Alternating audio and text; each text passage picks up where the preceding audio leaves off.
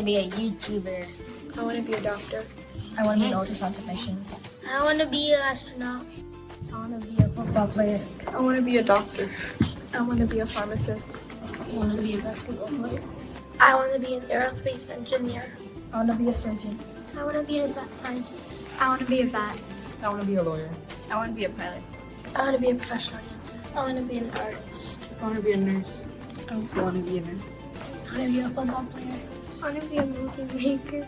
I want to be a neuropsychologist. I want to be a lawyer. I want to be a court judge. I want to be a soccer player. I want to be an astronaut.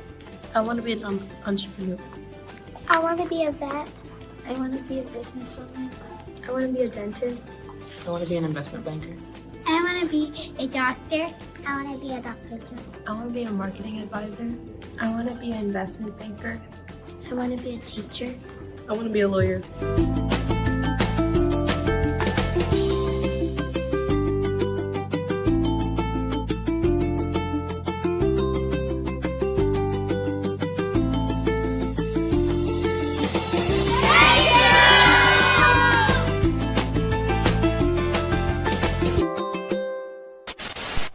Ready to meet a different kind of Santa? No more jingle bells! A special holiday fantasy adventure is coming your way as a mother takes her children to the North Pole to save the real Santa and his toy factory from being blown to smithereens.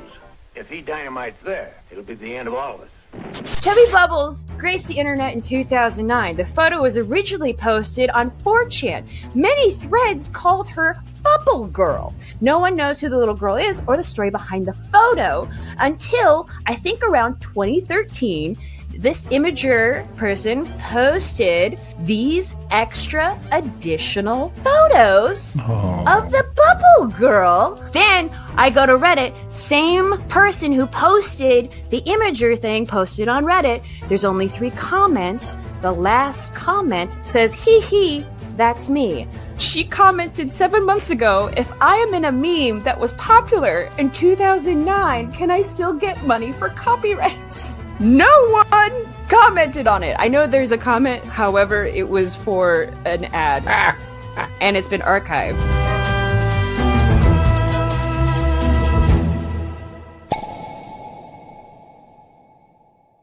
KnowYourMeme.com has a little bit of history when it comes to Chubby Bubbles. It has that it's a photo of a girl in a yellow jacket. She's running away from Bubbles. However, I found this. The identities of the girl in the photo and the photographer still remain unknown.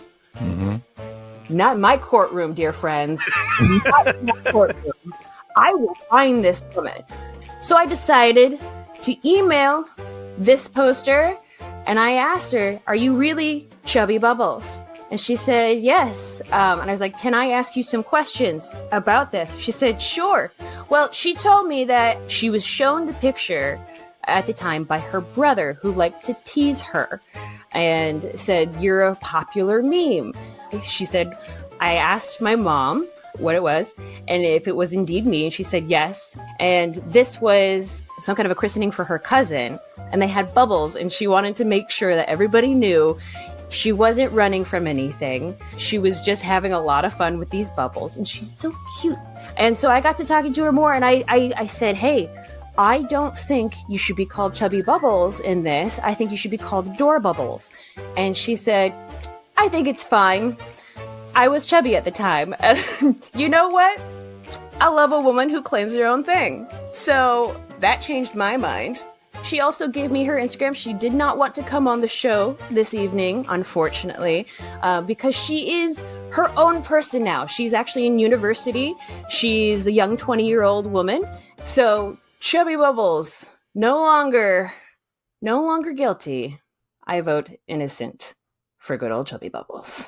Now, if she's into it, if she's fine with Chubby Bubbles, I'm fine with Chubby Bubbles. I'm also going not guilty on this, I believe. You know, it's a great meme. I think it's one that stood the test of time. I like using it.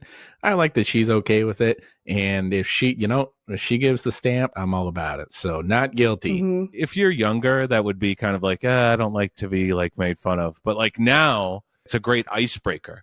Yeah. You know, like, oh, have you ever seen the Chubby Bubbles girl? That's me. She was 4 or 5. She was 4 or 5 at the time. She first discovered it when she was 7 because her brother told her, and she immediately cried because she didn't know what was going on. Then she kind of just didn't talk to anybody about it until she got to college, and she started saying like, "Oh yeah, that's me." I'm also going to vote not guilty all the way around. That's good. I would have felt bad escorting her to jail. My guy, how about you? Where do you go to school? College. College, huh? Student loan crisis is so bad they rolled out a generic version. Who are you here with tonight? I came alone. This guy seems a little too used to saying that, am I right? Maybe I'll meet the love of my life tonight. But sir, I feel another presence here with you. This is gonna sound strange, but I'm not just an edgy comic. I'm also a psychic medium. I'm sensing a strong musk, a celebrity unisex fragrance maybe. Is it Miami by Pitbull? Uncle Douglas! Uncle Douglas said you do not have to worry about him anymore. He passed on doing what he loves. Drugs? Lots of them. He's telling me something about money. He put in a jacket, and the jacket's on the kangaroo? Kangaroo Jack! That was our favorite movie. He says he knows your standards are very low because you only got into a generic college, but this comedy show is not where you're going to meet the love of your life. Honestly, Unky Doug seems pretty disappointed in you. I love you, Uncle Douglas.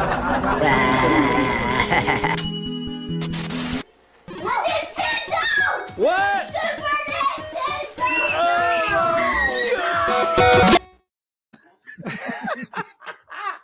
This sucks.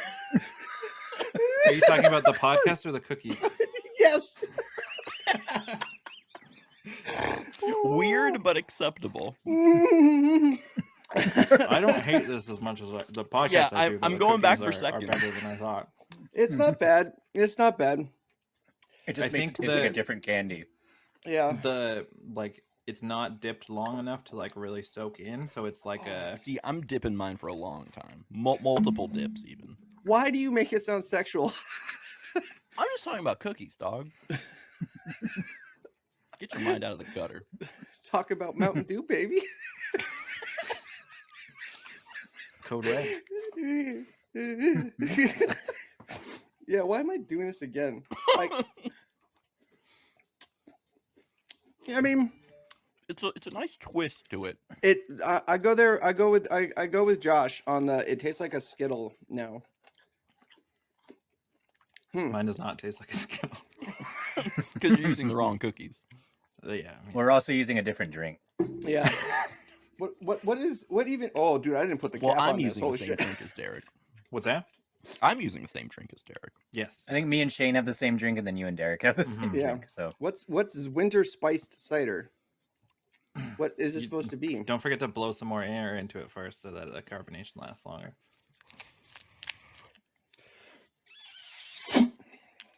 You happy, Logan? Or whatever that neckbeard on Reddit. All right, we're moving on to the next one. What are we gonna do for half an hour when we're done this in 15 minutes? I mean, I think we can fill this time. Yeah. So I think when we do our mystery liquid, we should do round robin, not all at once. So okay. Next up, I have high hopes for this one. Eggnog. We got the nog. I have Southern Comfort, traditional eggnog. You know, traditional like the Southern government. Did you get that at Dollar General? Yes, actually. It's wild that it's just all different brands. Yeah, it's probably all just from one big nog. Oh, I forget you gotta shake this up. This is gross. mine's store brand, but it was also from the clearance section, so this is on borrowed time. Like I don't have long to drink this just before like it becomes something else. Remember, fun fact, I'm using nothing but PlayStation cups. Didn't see that coming. Yeah. He's gonna smash Xbox cups on stream later. Let's see. I got a Centipede cup, Rocco's Modern Life cup, and then wow. I feel like such a dork. All I have are Matsu Title Agency cups. I just have cups. But they're really look how thin this cup is. It's like, dude, if you spill, this I smells like didn't. This smells like bazooka bubble gum. Oh, yeah. I poured a whole glass again, so I'm gonna drink some of it before I dip the cookie. See, I also haven't had eggnog in most of my life, so I gotta taste this too. But I'm not excited. This sounds gross. Oh, I love eggnog. Shit, what the fuck? It's all separated. Oh God, you're supposed to shake it first. This I tastes like did. bubble I was gum. shaking it. You but- did shake wait. it, and it's still separated. Is this bubble gum the drink? This tastes like bubble gum. Oh, bubble dude. gum you're eating. I know. Okay, I know what the problem was. I still had Sprite in that cup, and I forgot. So now I have some Sprite eggnog here. It's just like a bonus drink. How is it? Sprite nog. Tastes like Skittles. All right, I'm trying Sprite Nog. Oh, it's curdling. Ugh, what the fuck? I know, right? That's what I was saying. This is Christmas, you guys. Oh. Or whatever holiday you choose to celebrate. Everyone, if you're outraged at what we're doing right now, donate. They won't let It us be tasted- big brothers and big sisters, so We're doing legally this not instead. allowed. Oh I man, think it tastes that's different every probably sip. only true, Right? It's probably only really true for Shane, that statement. Yeah. So. Did you do the cookies yet, or are we? Oh just no, drinking eggnog? no! I'm drinking. We're drinking Sprite Nog. Sprite Nog, yeah, Sprout, Sprog, Sprog. You, it's really not obvious how prepared we were for this. We actually did a lot of preparation, but Yeah. it's It A does lot it of doesn't planning come went out. into this. Oh, we got It's like- Minecraft Santa behind Josh. Oh, there he goes. Bye bye. Bye. All right, so Does there's McDonald's? Sorry, before we do that, does McDonald's in the U.S. do the eggnog milkshake? Because No. Do they? there was like this couple-year period in Canada where McDonald's came out with an eggnog milkshake, and I'm pretty sure that's when I got fat because, like, I still think about them like every day, and not only at Christmas time. They were just so good.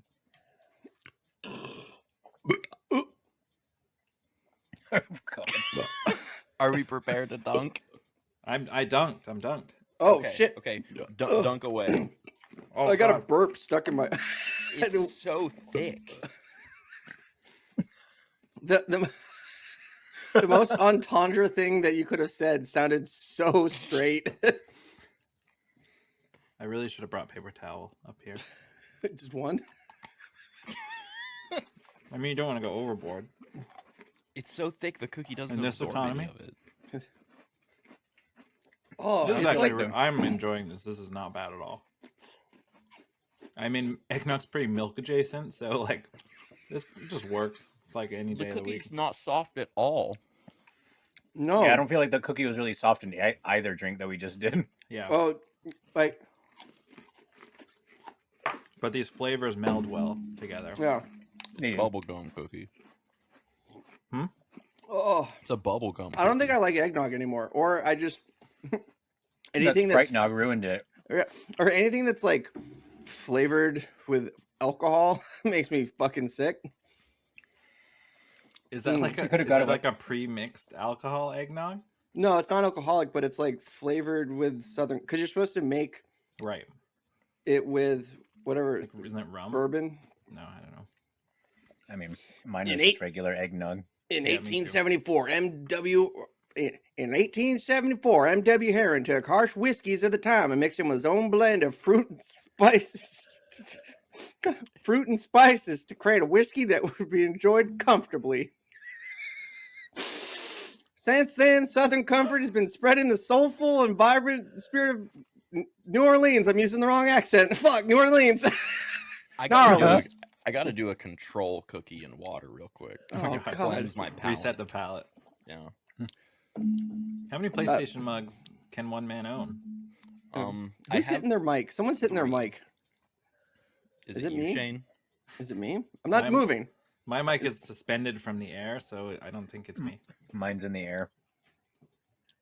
Southern Megan's Comfort like off traditional. camera, like holding. I got holding a boom mic. Did anybody play Gabriel Knight? Sins of the Father. Yeah. Yeah. I bought it at a thrift store because it had a really cool box, and I remember installing it, and I was like, "This game is much older than the box made it look."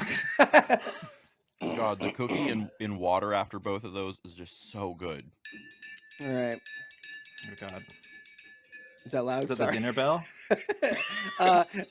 Boys, maybe we should go round robin and stretch it out because we're burning through this really fast. We could talk about Christmas for a bit before moving on to the next. No, one. I was the gonna holidays. say, what about like best like game related Christmas presents you guys have gotten or anything like that?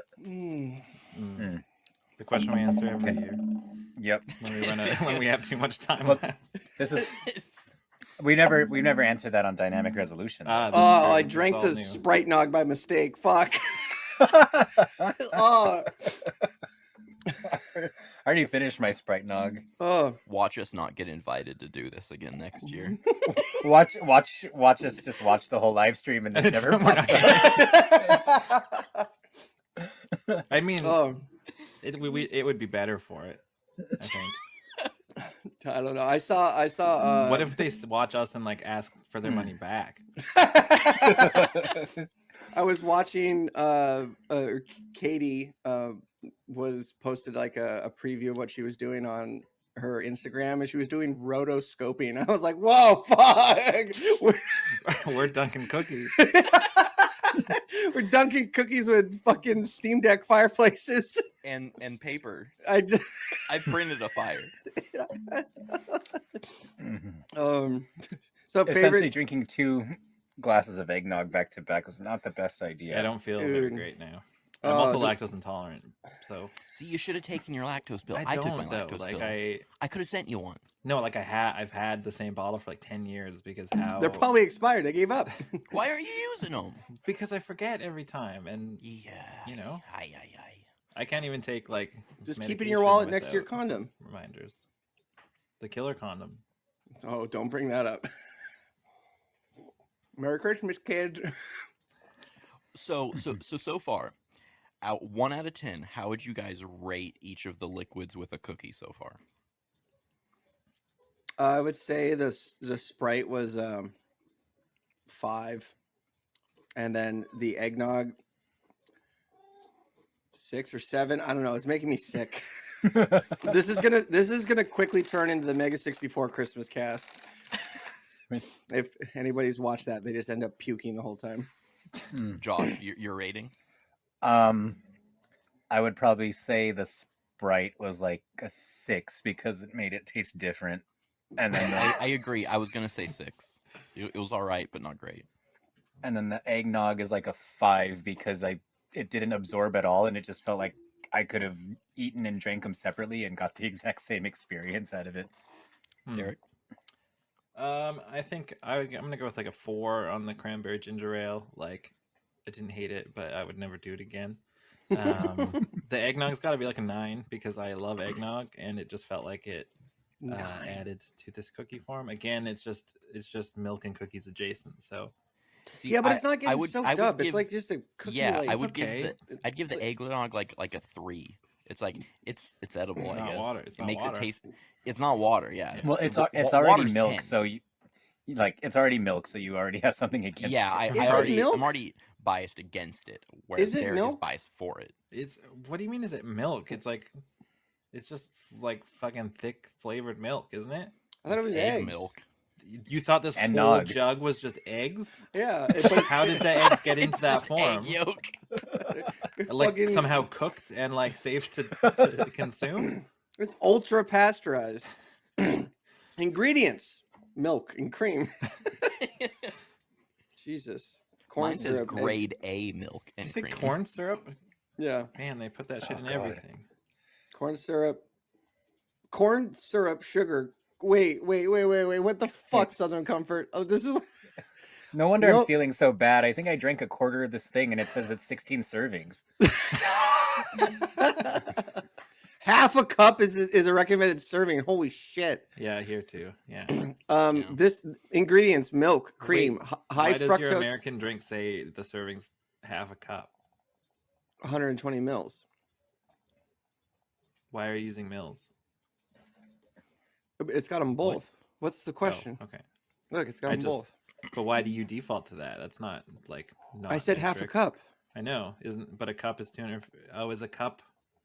Okay, never mind. Derek, what the hell are you talking about? I don't know most of the time, but wait, hold on. I just thought a cup was short form for 250 for a milliliters. couple milliliters. Holy We're shit! going by the imperial system here. Yeah, fucking cups. No, a cup is a So 4 then ounces.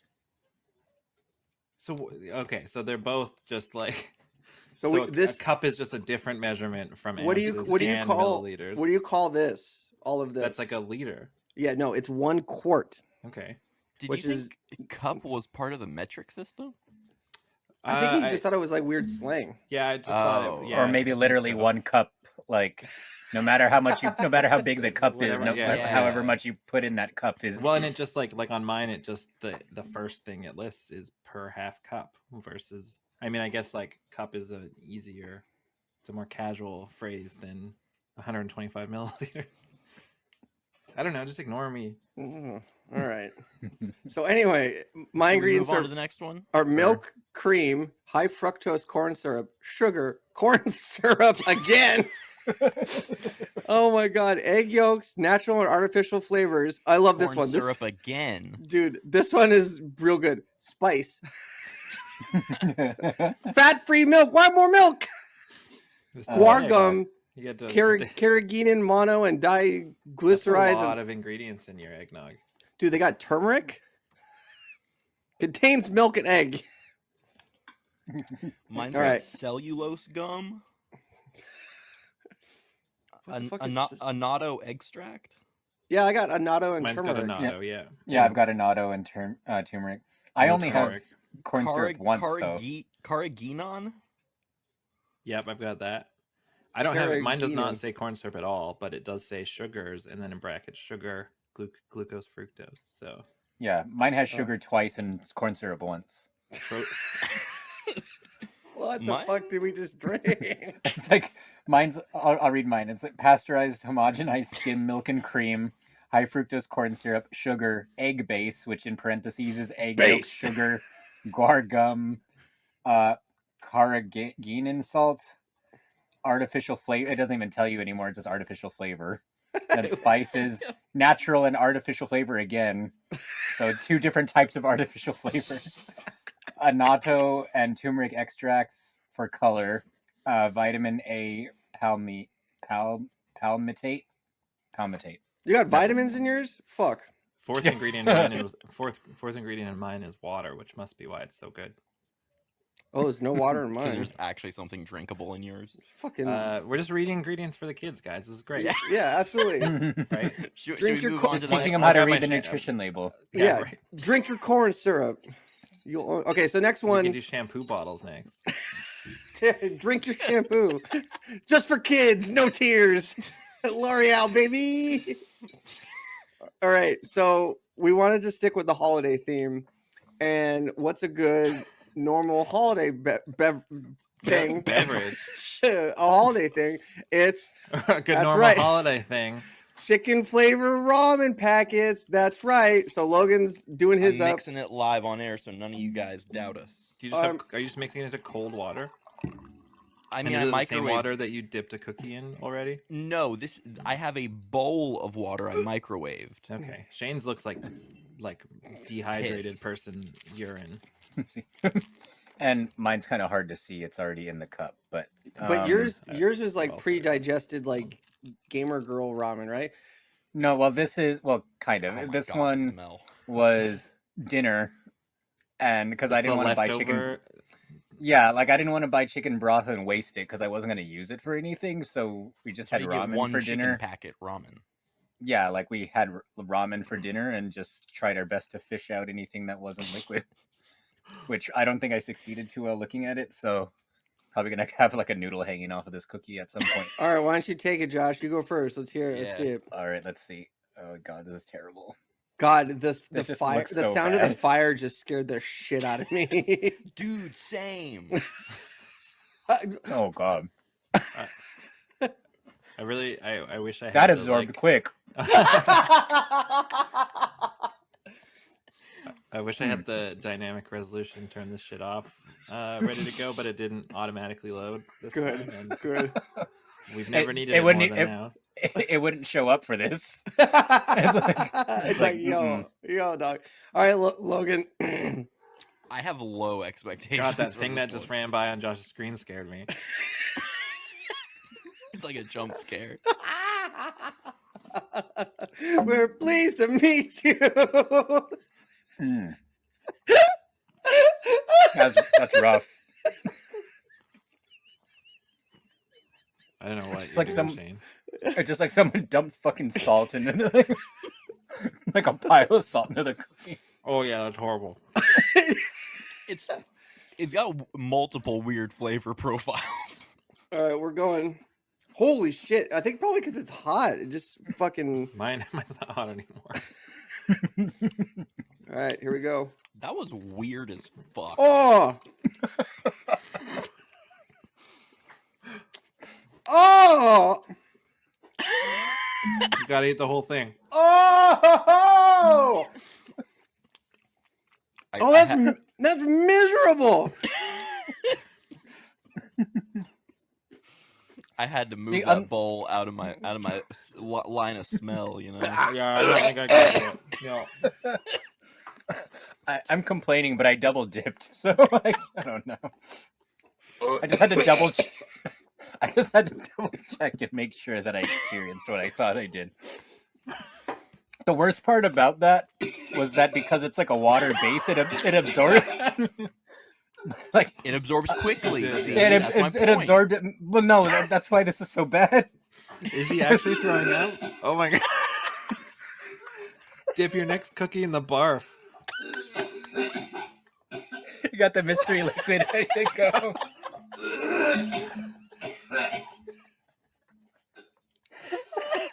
How did we end up in this place in our lives? How did we end up in this place? I'm so glad you guys are doing this for me. I have ranted and raved about cookies and water for literally years. Years I've been on this. This ain't water! Never did I expect it to get to this point. And I just appreciate you guys for doing this. God. Still going. I'm kind of glad that he's throwing up because, you know, the Merry last Christmas! time, you know, I was hungover one day the last time we were in California together, and he burped in my face, and that was the thing that sent me over the edge. And so You just saw this, red. This You is a blacked Merry out. Christmas now for me. So. Hold on, I need a towel. And we thought we couldn't fill 45 minutes. So what I was saying, Josh, though, it softens it faster. That's one of the perks of water. Not in the not in cookie this case. absorbs the water faster. So you get to eat it faster. You get yes, to eat it more sooner, time yeah. efficient. And it's lactose friendly. I had to take a pill for this eggnog because I'm lactose intolerant. Water don't need that. You don't need that for water. How you doing, Shane? That fucking snuck up on me. Did you? I don't know. Have a receptacle to vomit in? Yeah. So your next He month? just vomited into his shirt. the cup that the ramen came in. But oh my god. Oh, gross. Yeah. So I'm not going to show that. That surprises me. It was horrid. And then when I started to like chew and get air in there, it got worse. Oh. I was like, and then it hit. I have a pretty strong constitution. That. Oh my god, that was miserable.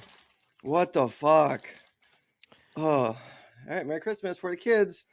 All right. So next, I'm sure they appreciate it. Matt Kelly. I just want to apologize for my actions and for Shane's actions. I don't Josh and apologize Logan are for okay, but- nothing. Nothing. I'm Derek, Yeah. I'm usually Yeah. like the voice of reason, and I didn't try hard enough to stop this. you were like, do you want me to make an outline? What bullet point was Shane puking into a mason jar? All right. So those were all of the liquids that we planned for everyone to do. Yep. Now we each have a mystery liquid. Mystery liquid, and I'm gonna go first because my esophagus is burning. Shane's is some chicken broth, beef broth. So since in the spirit of Big Brothers Big Sisters helping out a little kid, we're gonna get a little kid's favorite drink, Prime Energy. I did not know where he was going with that. I did not. Not unethically targeted to children. This is very ethically targeted to children. I've never had this. There was a big controversy in Canada in the summertime, I think, because it was suddenly talking about like Prime getting pulled from the shelves, because it's over the legal amount of caffeine in the country. And then like everyone was talking about it. I saw so many posts about it, and then a few days later, like Logan Paul posted about it, and he's like, we don't even sell Prime Energy in Canada. Like the only Prime in Canada is Prime Hydration, and this drink that they're pulling from the shelves is just people that are like buying it in the States and like putting it on the shelves in their stores. And he's like, we didn't do this. And it was the one time I felt bad for the guy. Did he comment on when he's refunding everyone for their CryptoZoo money while he was at it? He did not. He didn't have time in the video. There's caffeine in Prime Hydration, but not like 200 milligrams. Like what's in 200 milligrams in Prime? Yeah, Prime in a 12 ounce. Damn. How many cups is that? 1.5. It's like 3/4. No, wait, no, it's 1 1/4. Sorry, should I pre-taste it? See what it's supposed to taste like? You gotta. Maybe this will be your new energy drink of choice. Someone's PlayStation's ready. Oh, that's not good. Now dunk the cookie. Oh no, dude! This the side of that mason jar looks fucking foul. All right, we're dipping. So this is there's some good M&Ms on that one too. Jesus. Yeah, these cookies are awesome. Yeah, that's wild. Get fucked, Canada. Look at these are just fucking chocolate chips that are covered in. Like, Ew. look at how small those are. That's all up to one side too. They're pitiful. It's like somebody that lost their eye and got Canadian healthcare put those in. All right. I will say that Chips Ahoy are better, but not the M&M ones. That's a damn The Chips Ahoy that come in like cracker rolls are the best ones. Cracker rolls. I got where I get you. Yeah. Like you know, like you know how how the Ritz crackers will come in like a big brown sleeve. Yes. Like a lot of liquor stores around here will just like sell like old Really? Chips Ahoy sleeves out of boxes and sell them individually. Those taste better. The same way as like Coke in a plastic cup tastes better than like a clear plastic cup. Yeah. As opposed to with like that crinkle ice. How is it? So, it's got. There was another cookie where like I taste the Prime is so sharp and citric. This is tropical punch. Like I can taste the Prime before it touches my lips. Like it's punch running, on the taste buds. It's running at me, and then I just taste cookie.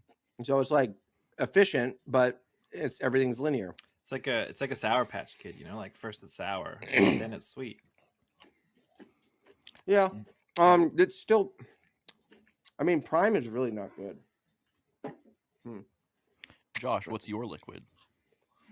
Okay, so my liquid is freshly sourced, ethically collected gamer girl bathwater. Hell yeah! That I've had. Is that even safe to consume? So is it? I hope so. like Pokemon bathwater or whoever did that. No, not Pokemon. No. But who's the gamer girl? Part of the agreement was to not say. So being able to use it at all. Is it going to go back in the bathwater jar after the cookie dunk? I'm pretty sure I'm just going to drink it all. So all right, we need to emphasize this. This is real gamer girl bathwater from a real gamer girl. This is not like a meme. This was. There you go. And I see like specks floating in it to prove it. Before the cookie? Before the cookie. So okay, so let's see. I have a feeling it's just gonna mostly. I feel worse right now than I did when I did the ramen stuff. Just hearing that, just hearing about the chunks. Well, while he's hopefully we dunking, won't. Derek, what's your liquid? Yeah, Shane said for some reason. I knew you were gonna do. I know it. You're gonna do some fucking like. I know it. I know you're. What do you know? No, Josh should go because remember it's water, so it's gonna soak fast. Yeah. Oh, it didn't soak at all. No, it crumbled pretty quick.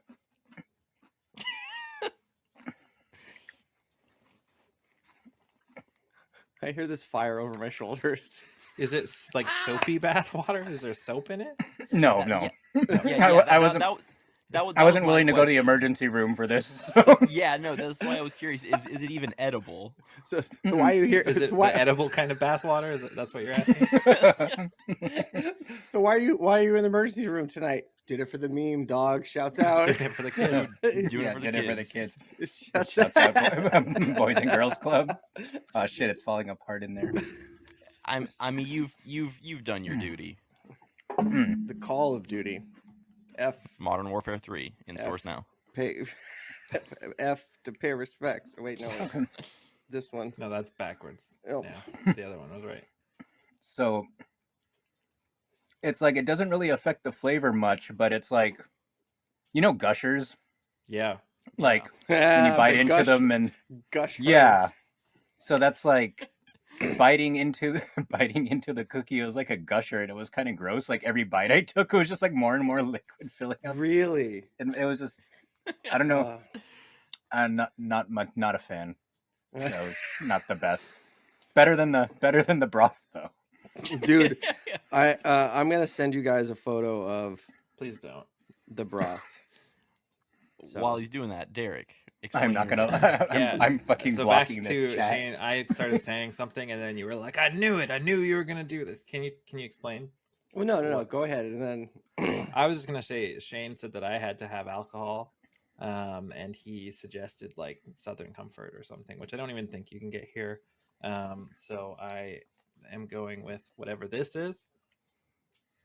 You're using 16-year-old scotch? Holy shit. Hell yeah. What a waste of 16-year-old scotch. It might be great. It might be great.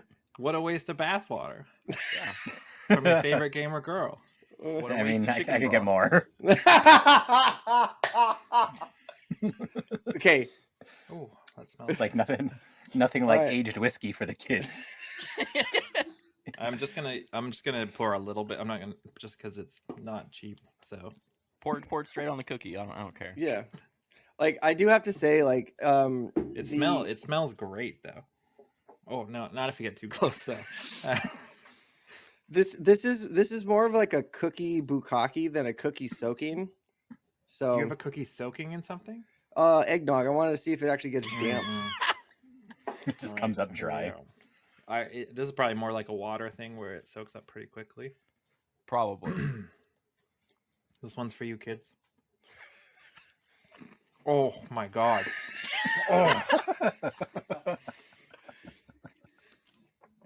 Oh, that's the worst one.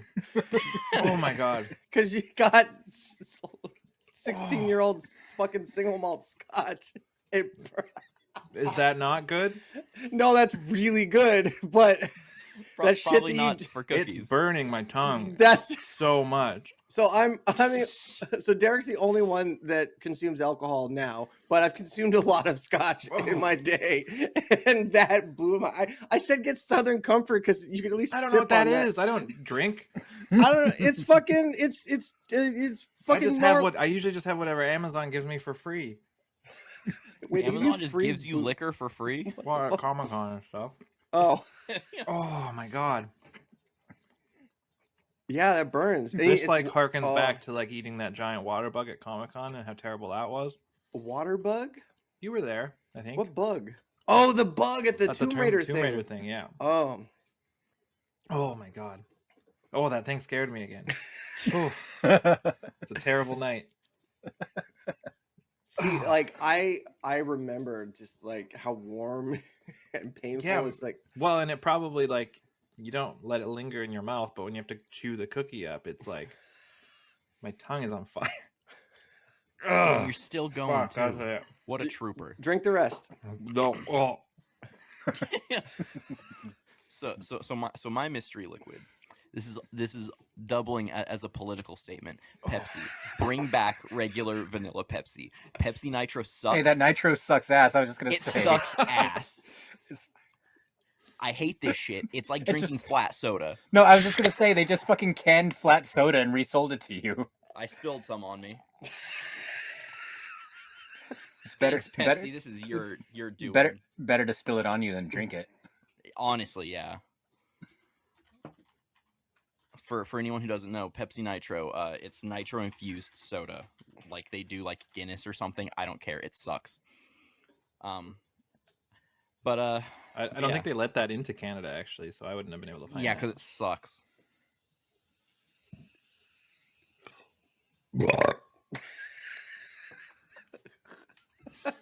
Oh my god, there's soda everywhere. I hate this. I threw up. Now let's. How you feeling, Shane? You feeling bad? Let's hop in a car and drive for 2 hours, and I'm not going to tell you where we're going. How about that? But it was a good surprise. It was, but I don't like surprises really. You saw Carlos. Yeah, but you could have told me.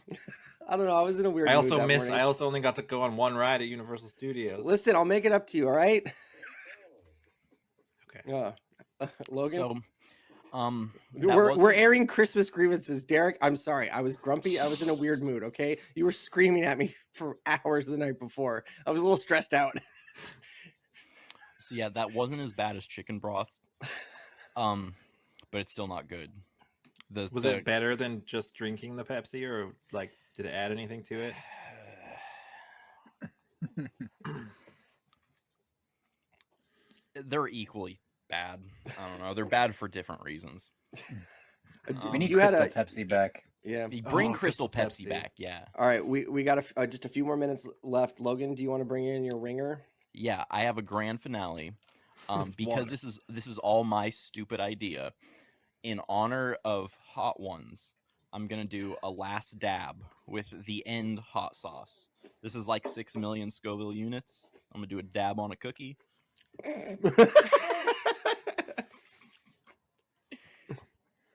No, I do want to say if you leave a cookie in fucking there's damn, that's the size of an M&M. Yep.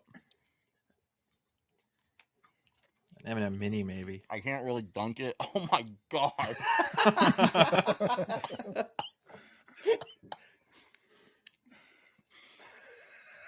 We should have had a shopping list for the listeners. So they could have dunked along and experienced the same Oh things my as us. fucking god. Still not as bad as chicken broth. All right, everybody. That was it. Thank you so much. Dunk along with us. We'll see you next year. Be sure to listen to Dynamic Resolution, a video game show. This is kind of what every episode is like, actually. I know. I'm sure we left a strong impression. All right. And don't forget, there's lots of podcasts still to come on the 24-hour Geekscape live stream. We've been doing this for like a bunch of years now, and it keeps getting better, except for the portions that we are in. But yeah, don't forget to donate to the Big Brothers and Big Sisters of New Jersey, or of whatever state or province or wherever you are. No, we're supposed but to donate. just New Jersey. Fuck everyone else. Donate. Just donate. Click the link below. We're currently at. What a bit! Really, we're that high up? That's better than ever. Yeah. Sweet Jesus, please donate. All right. Fuck. You guys want to see the cup of vomit? No, is that? No, am I supposed that's- to stop this now, or are we still? All right, bye. Bye. I thought we were done. I am very excited about this next segment because I didn't know I was going to be a part of it until about an hour or two ago, when we had a cancellation due to work, and then we found a replacement, and we had a cancellation due to child sickness. So now I am here. I'm on baby watching duty simultaneously, but baby is currently sleeping, so we'll see how this goes. But there is a chance I might leave and get baby. But in the meantime, let's talk to the people who are going to be running this. One of my absolute favorite shows on the Geekscape network, Napping Through Happy Hour. We have Katie Hampton and Marie Brand. Hello. How's it going? It's going good. It's going good. I love so fun story about this I told earlier. Barb, my girlfriend's kids, had a Santa's Secret workshop thing this week at school where they could go and buy gifts for their loved ones. And in the short time that they've lived here, boy, did they know me well, because one of them bought me a gigantic kazoo that I've been using all night. And the other one got me a magnetic thought bubble to put on the fridge that's dry erase, so you can leave messages in the thought bubbles. So, I mean, A plus across the board for both of those kids. I think I'll keep them. I think I'll keep them around. I like it. I'm so glad to hear that, dude. That's so awesome. And how's the donations going? Are we donating out there, folks? Yeah, come on. So it's so funny. I run from midnight until 9 a.m. Eastern Standard Time. I run like a highlight reel of the past year, like past segments from years past. And I completely forgot that last year during the Napping Through Happy Hour segment, we raised like an additional $300, and we couldn't tell if it was because you were auctioning off your Polar Express giant coffee mug.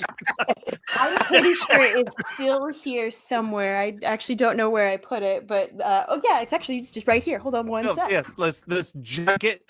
Let's bring in our guest Eric J. Brown too, because I think he'll have some commentary on this oversized Polar Express mug. It for all of your cocoa needs. It's giant. If you donate over $100, I will send this to you free of charge. If you're a big Polar Express fan. How many of them do you have, or do you just? I just have one. Just didn't send it out last year. Well, so someone did donate $100, and then it was just a family friend who happened to donate during their segment and had no clue what was happening. And they were like, please do not send me a giant coffee mug. And I was like, well, that's too bad. Yeah. Eric, what are your feelings on the Polar Express? I have never watched it. Probably best.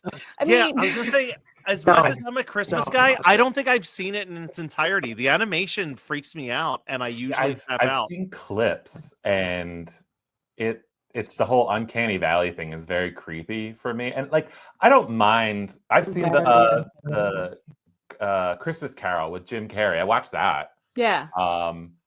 But I think it was okay because it was Jim Carrey, because Jim Carrey's in weird stuff, and that's like my brain's already prepared for it. But he's already an uncanny valley in and of himself. Yeah. There's something about Polar Express, and also it's like such a short little book. I'm like, how did you turn this into an hour-and-a-half movie? And then I saw the like dancing flips and stuff on the car. Oh, they try. Yeah. So. I saw that movie in the theaters in an IMAX. So it was huge, and I think that's where we got the Polar Express mug. But yeah, I think I watched it after we talked about it because I last year to like, not watching it at all, and I was like, no. There was so much talk about it. I mean, it was almost a whole happy hour that we talked about it. So I watched it and I regretted it because so creepy. It's a really creepy movie. It it's unfortunately creepy. It brings a lot of like nostalgia for me because I saw it with my mom. It was one of the last movies I saw with my mom in theaters, but it is not the best movie to have nostalgia for.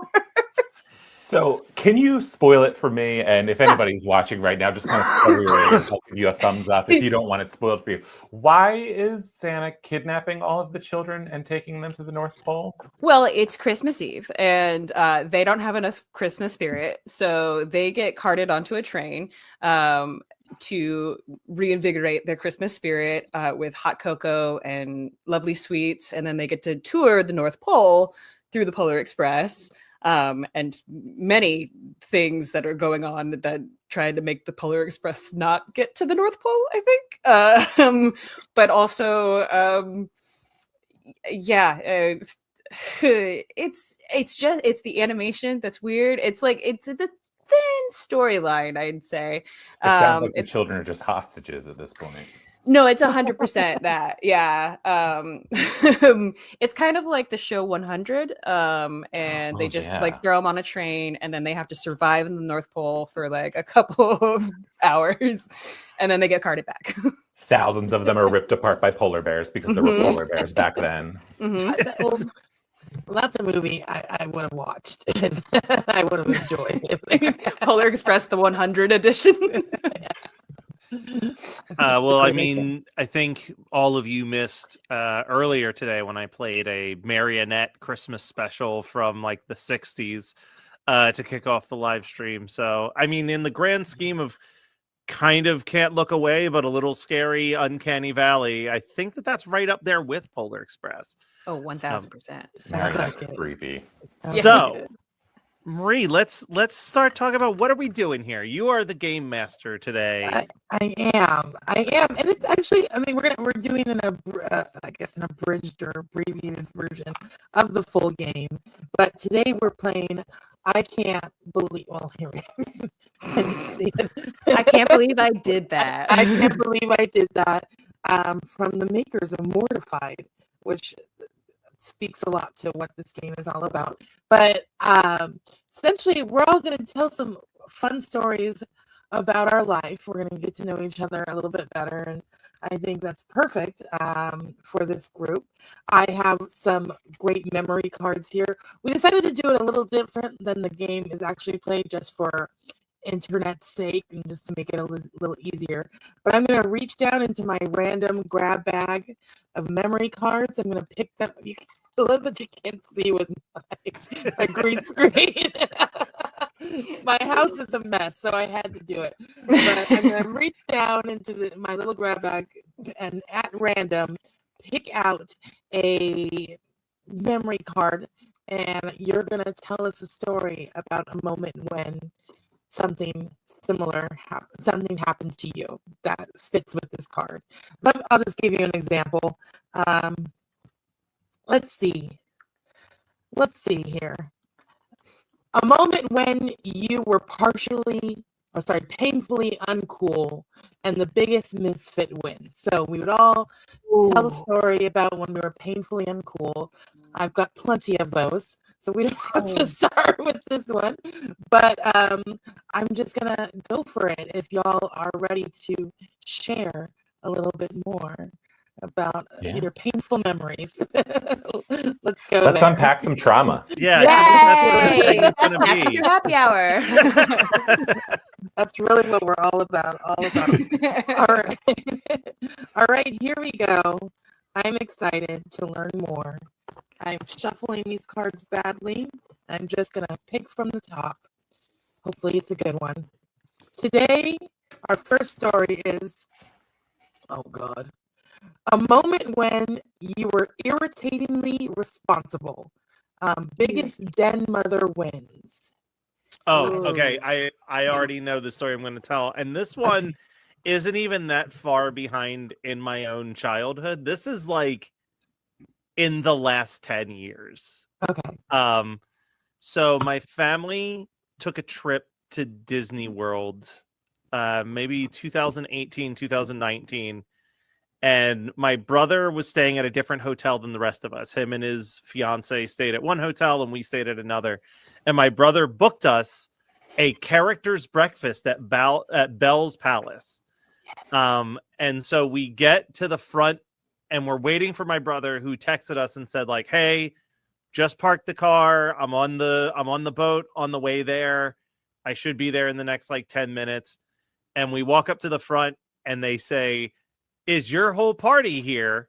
To which my family said yes. And then I said, well, actually, one of us is making their way here from the front. And what ended up happening was that my brother, who booked the breakfast, didn't get to enjoy breakfast with us because they set us as the number that was currently there at that moment, and he had to quickly find somewhere else to eat. Oh no. Yeah. Okay. All right. Yeah, that's a good one. I like that one. Katie, I feel like you. Oh, or okay. I mean, yeah. I den mother Sure, you've like got a crazy. I don't think I'm a responsible person ever, so I don't even think I can I have something that like would make me a den mother. I've been trying to think. There was the closest thing I could even possibly do is it involves a crime, so I probably shouldn't say anything. Oh my God, say it louder though. No, we got caught for it and they broke me down. See, I'm not the kind of person. So here's what happened. Okay. What happened was this. It was what's it called? Those days when they like they're doing like PSSA testing it was state testing for Pennsylvania, and our class didn't have to do it. It was supposed to be like sophomores and seniors only, I think, or freshmen and juniors, something like that. And so we were out. We got early dismissal that day, and my friends and I were all hanging out. And this one girl had just gotten broken up with by this guy, and she cheated on him, or he cheated on her. And so to get back at him, we decided to vandalize his car while he was in school. And so we went to the grocery store and we bought a jar of pickled pig's feet. What happened? And this was a warm April day. So pull up into the parking lot, hop out. She opens it, dumps the congealed pig's feet onto his car, hops back in, and then and we drive away. We're idiots. And we decide to return to the scene of the crime. Not supposed to do. No. And we watch to see his reaction. He's all pissed off and everything. And I don't know how he found out it was us. But we pull out and just start driving away. And all of a sudden we notice that he is following us. Oh no. And so my friend Brandon decides that he is going to drive his mother's minivan at 45 miles an hour through the suburbs of Delaware County, trying to make quick turns and lose this guy who was driving a Mustang, by the way. No. He caught up to us, told us we were assholes, and that was it. But then the next day, of course, we get called into the principal's office, and they separated us. And they were like, well, listen, we know because the neighbor across the street saw you guys do it. So they told that to me, and I was just like, oh, okay, that makes sense. And then they made me like write something, like write the whole thing down. And it was all a lie. I just didn't watch Law and Order and realize that's what they do. They put the pressure on the weak one, and I was the weak one. Oh, no. So I guess that's me being a den mom, being like, oh, you got me, kids. I love that really the essentials of these stories is that the den mother is just the one who gives the truth faster. Yeah. I don't like to lie. I'm trying to, I mean, Marie knows that I am very much a den mother. Like I have my schedules and my things that I like to get.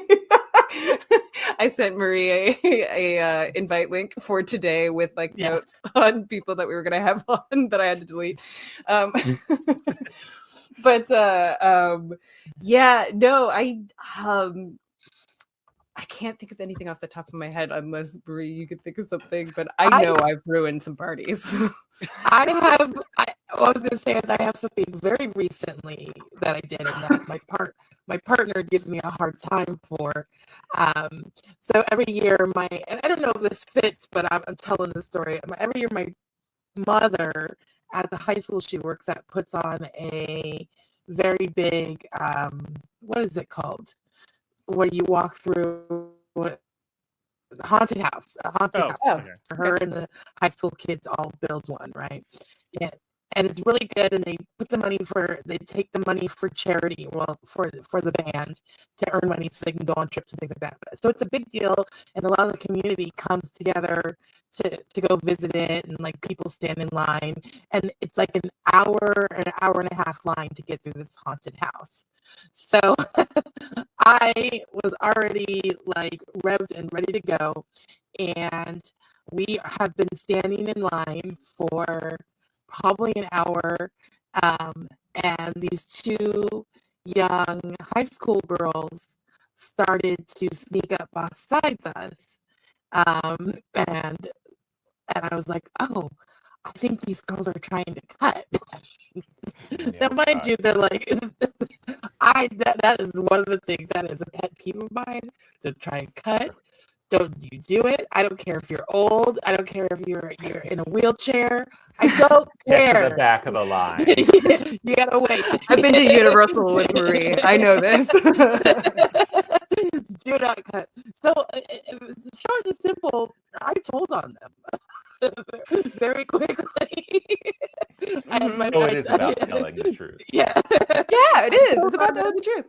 Yeah, and all of a sudden they were gone, and my mom had taken care of it. And so that is my irritatingly responsible moment, telling on some 15-year-olds for cutting in line at a high school haunted house. So that's me. That's, They can't get those scares for free. No, you got to wait to get those scares. Yeah. You well, really do. I kept saying, that, they got to learn young. You don't want them to grow up entitled. You got to teach them young. You don't cut in life. So you don't cut in this line. That's a slogan I'm going to think about for a really long time. You don't cut in life, so don't you cut in this line. There you go. Truer words have never been said. I feel like that's going to be your new parental advice. I'll do it. I'll do it. I mean, going off of that, I feel like my most recent one was I did a trivia game show for a friend's elementary school, and it was parents and for kids as well. And I've told this story on the actual podcast before, but hey, we're telling it again. And I had written all original trivia and stuff specifically for the kids and the age group of the parents. And there was this one little boy who was so excited to be playing this trivia game, and he's like, "My team's gonna win! My team's gonna win!" And the winning person got $100, so like I was really rooting for him. Yeah. Just a little white boy, just like coming up and just like, "We're gonna win." I was like, "Okay, cool." Anyway, we get to the end of it, and it just so happens that he doesn't even place. Oh no!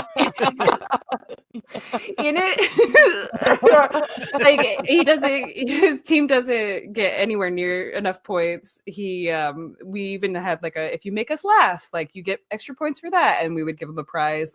If you had the most ridiculous whatever, like you would get a prize. And so it was sort of like their team, just all they did was just say, "We're gonna win, we're gonna win." I was like, okay.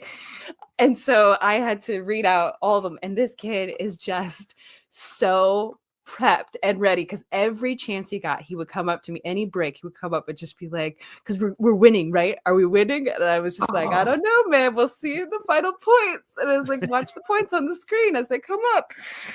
And I go through the whole, here's the third place, here's second place, here's first place, here's the funniest team.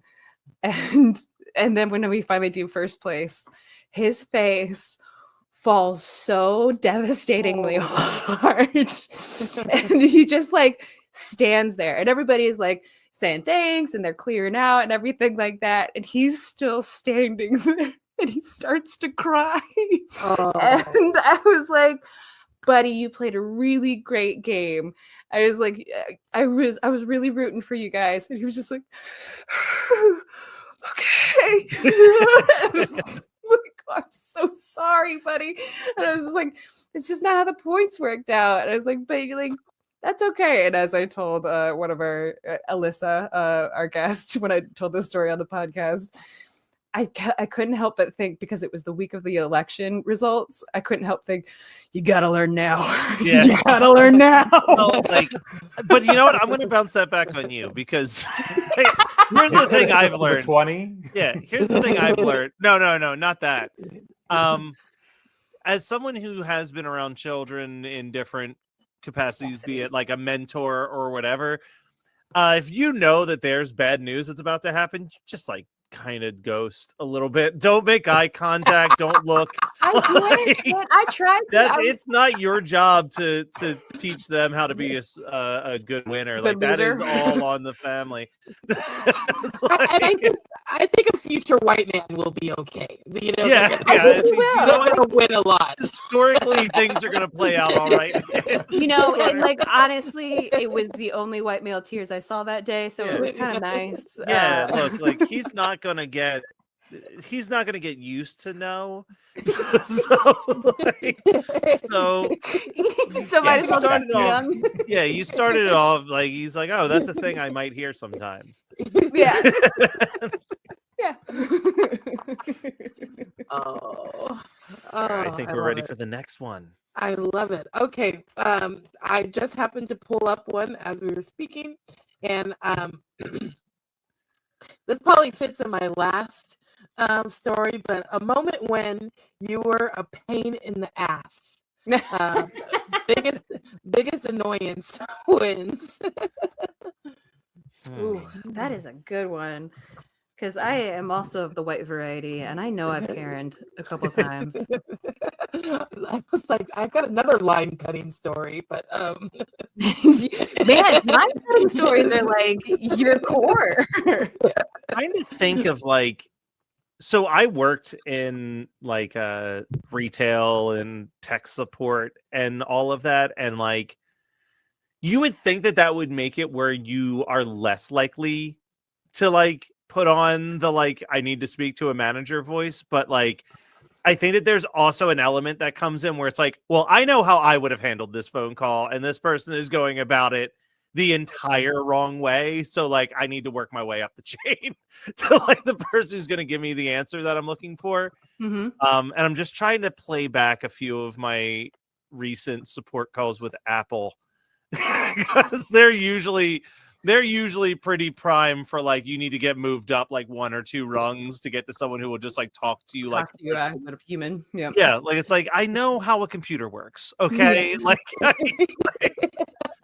I don't need to do the turning it on and off again. Yeah, like it's one of those things where like I can't think of a specific story, but like there's definitely been times where I've been on a phone call where I've used the phrase like, well, does that make sense to you? You know, like where you just like where you just get like so, because I've said this before to people, like the one thing that will make me the biggest asshole is specifically like a thing not doing the one thing it's supposed to do. Right. Like if a printer is no longer printing, like I just jump to like unreasonable so quick because I'm like, the only reason I have you is to print things and you're not printing. So when I'm having like computer issues for like the one reason I bought the computer, like if I bought a computer specifically for video editing and the editing software isn't working, I just become like unhinged for a couple minutes until I like sit down and breathe. So I don't have a specific example, just I know I've been awful on some Apple support calls specifically. But you kind of have to be annoying for those kinds of things. Like you kind of have to. You're not going to get results if you're like, oh, okay. Like they'll talk you right into buying a brand new computer. I take calls from my partner sometimes. I'm like, no, get off the phone. Let me call back. I'm you now. Give me your social. I'll tell them I'm you, and I will handle it. Because I used to work as a phone answer or customer service in a customer service center. So I also know that a lot of times they just give their scripted answer. They give the first answer that comes to their head. They there's no nuance to your problem. They just think it's all the same. So I definitely will request a manager pretty quick. And I always start off with, I know this isn't your fault, but I need to talk to a manager. Right. That's actually, so that just reminded me of a time when I had to be annoying because Verizon was being annoying with me. So before my husband and I went on our honeymoon this year, and before I went, I wanted to get an international plan. I just wanted it for 1 month, and I wanted it for April, half of April into like half of May, because that's when we were gone. And I called, set it up, and they were like, great, you're going to be all set for April or whatever. And I got a bill in March that they had already charged me for this international plan. And I was like, oh, no. I want it for April. And that's when I would like the time for this. And they're like, oh, yeah. We'll just credit you that back. No big deal. And I had been doing it all on like a chat support type thing. And I was doing a similar thing of just like, I know this is not your fault. I will definitely talk to you guys as you are human beings, just in case you are human beings. I was like, hope your day's going well, like going with all that bullshit, and they said they figured it out, whatever. Going on a honeymoon, it was great. Had the international plan. And then when I came back, I was like, okay, I'd like to cancel this. And they were like, great, it's canceled. And then the next month I got billed again. And I was like, no. So I go back on the same chat. And I was like, hey, I've been here before. I only wanted this plan for this month, for these times, and I don't want it any other time. So please give me my money back. And they're like, oh, we're so sorry about that. How's your day going or whatever? And I'm still trying to be nice. I'm just like, I'm great. I was also stoned at the time. So I was very chatty. And I was like, hope you're doing well. I know that like this is the time of year when like people get like really rough or whatever. So I hope you're all right. And like, you're not dealing with too many painful people or whatever. And they're like, no. You're all figured out. We'll send you your money back. Don't worry about it. The next month, it happens again, and I have to go back. And I was like, "No, this isn't happening. I'm not playing this bullshit. I'm angry, and I am angry for a reason." I was like, "This has happened 3 times. Do not let this happen again. If this happens again, I'm canceling my service." And they were like, "Oh, how's your day going?" And I was like, "I'm not responding until this is fixed." Yeah. There you go. And then they stopped charging me. So I definitely, because I kill me to get on a phone. Like that has to be the last call. Yeah. So like I'm like you. I'm usually in the chat, and like I've never actually said it, but there is that moment where you're talking to one person, and they're like, "Oh, I think we need to move this up the chain to someone higher up in support or whatever," and then you're literally starting at square one, and I'm always just like, did the previous person I just spoke to for an hour like give you nothing to work with? Just like send me over to you and said good luck. I love that this is all around customer service. I feel like actually now that so this is like tangentially mine, and it was when I worked in customer service. So the job that I worked for was the last real job I had before I started doing like the podcasting stuff. I worked for a company that basically is how every single used car dealership got their inventory on the internet. It all runs through one company. Whoa. Basically, which is crazy. Yeah. And this guy called, and he was like, and literally what he said to me, I'd only been there for about 2 weeks. And he said to me, "You guys are changing my prices, and I want to know why." And I was like, fair. Okay. And he's walking me through it. He's like, this car's supposed to be this much money, but it's showing up as this much money. And the way that our system worked was if someone manually logged in, so we would pull a feed from the car dealership every day with their prices. But if someone logged into our system and changed a price, it would lock that price because it would assume that they're changing the price because there's something wrong with the feed and that the feed shouldn't override that. And it tells you who types that in. It will say, like, this was done by this user. Yeah. And it was him. I'm like, hey, it says actually that you changed this price. And he goes, that would have never happened. One of you must have figured out my login information and have been doing it with malice. And I was like, oh. Wow. So there was a guy, Will, who was pretty high up, and his only job was, like, they called him the fireman. Like, when there was, like, someone who was really unhinged, get them over to Will. Will will put out the fire. And Will was like, you're new. Let me stay on the back of the call, and you'll see how it's done. And all I can say about the call was that when all was said and done, Will walked over and was like, okay, well, that one is not how it's done. Because this guy, like, Will literally got to the point where he was like, sir, I need you to understand. There are two options here. Because what we found out was that he had given his login information to every employee at his dealership. No. And he goes, sir, one of two things happened. One of your multiple employees found your, like, was logged in and made a mistake. Or what you're proposing, that one of the 30 people here figured out the login for just your car dealership.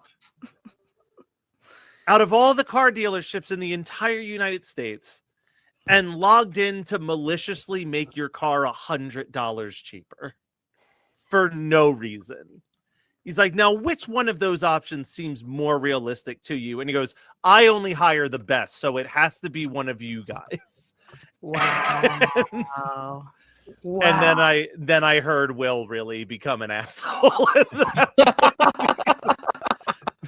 But, at some point, kind of having fires. Yeah, like, it's like you're not even listening to even a little bit of logic on this one. Like, you're just ready to be mad. Oh, Lordy. I mean, yeah, some people are. Eric, have you ever been annoying? Yeah. Pain in the ass. I think I am, because it's like I'm the kind of person, if you, like, hit me, I apologize for denting your car. Like, oh my God, I'm so sorry that I was crossing this crosswalk and you ran me over. I was gonna say, you live in a haunted house and you, like, usually complain that you're bothering the ghost. Like, yeah, I feel bad. I mean, they're probably trying to take a nap right now. I feel like we're kindred spirits in that way. Was there ever a point that it pushed you to, like, having to be like, you know what? I was nice for a while, but now I can't be. That's how I feel. Yeah, but the thing is, my husband is a lawyer, so he loves arguing. So anytime I reach my, like, okay, I'm going to become mean, I call him and I go, can you deal with this for me? And then he does, because then it means he doesn't want to argue with me ever. He's doing it at work. And then for pleasure, he does it with the customer service representatives that I don't want to deal with anymore. So, like, I'll give you an example of the time that he was the asshole. Yes, I love it. We were going to Santa Barbara for our friend's wedding. And we get there. By the way, Santa Barbara Airport is adorable. Their like, baggage claim is basically just this rolling shutter they throw open, and they just kind of toss bags in, and that's it. And so we land, and it's a big full plane from Phoenix, because that's where our connection was. And they throw the thing open. The guy's there with a cart. He throws 5 bags out, shuts it, and leaves. And about 20 minutes later, nothing else ever comes out. And so we're like, well, where's everybody else's stuff, including ours, which has all of our clothes for this wedding weekend that we are in Santa Barbara for. Mm-hmm. And turns out they lost our bags. They forgot to put them on. Everybody from Philadelphia, they forgot to put it on the Phoenix flight. And so we go and just go to Banana Republic and buy stuff for the welcome party that night. Okay. And they're like, we're going to deliver it to your hotel room and it'll be there this evening. I was like, okay, that's fine. The next morning, we still don't have our bags. So we call them and they're like, oh, we're still trying to find them. We're going to be delivering them this afternoon. We go out, do sightseeing. 1 o'clock in the afternoon, the wedding is at 4. Oh, 1 no. o'clock in the afternoon, they still haven't delivered the bags. And now when we call them, we go to the airport. And we're like, hi, we need our bags. And they're like, oh, we don't know where they are. I'm like, okay, well, who's buying us new suits? Because they need to be bought and tailored within the next 2 hours. And so we call, they like give us the customer service then. We call them, and what they do, what the airports will tell you is you can make any necessary and reasonable expenditures. And when I say, okay, well, we are here for a wedding, does that include suits? They don't say yes or no. They say, you can make any necessary, reasonable expenditures. And I said, you're recording this call. If we do not get our bag within the next hour, we are buying new suits. That is necessary. We will be reasonable based on however we can get them. Yeah. And they what's said, you can available. make necessary and reasonable expenditures. So we hang up. The only place that has a tailor like in store is Nordstrom. And so we go to Nordstrom, we're like, can you fit us for a suit and tailor it within an hour? The airport is going to pay for it, whatever it is. And they're like, yeah, we can do it. So they do it. Oh, wow. We miss the fucking wedding ceremony. We get there for we get there for the reception. And the next day we're like, you know what, fine, let's go back to the airport and just be like, we need to find out what happened to it. Yeah. Our bag was there the entire time. Shut up. They had it in Santa Barbara. It got there on a later flight on Friday. It was there the entire time, and they just didn't want to bring it. And the gate agent or the ticket agent told us this. And they're like, oh yeah, they always tell people they're going to drop it off, but they don't want to because they figure you're going to come eventually and show up. And I was like, why didn't they give it to us when we were here last time? She's like, I don't know.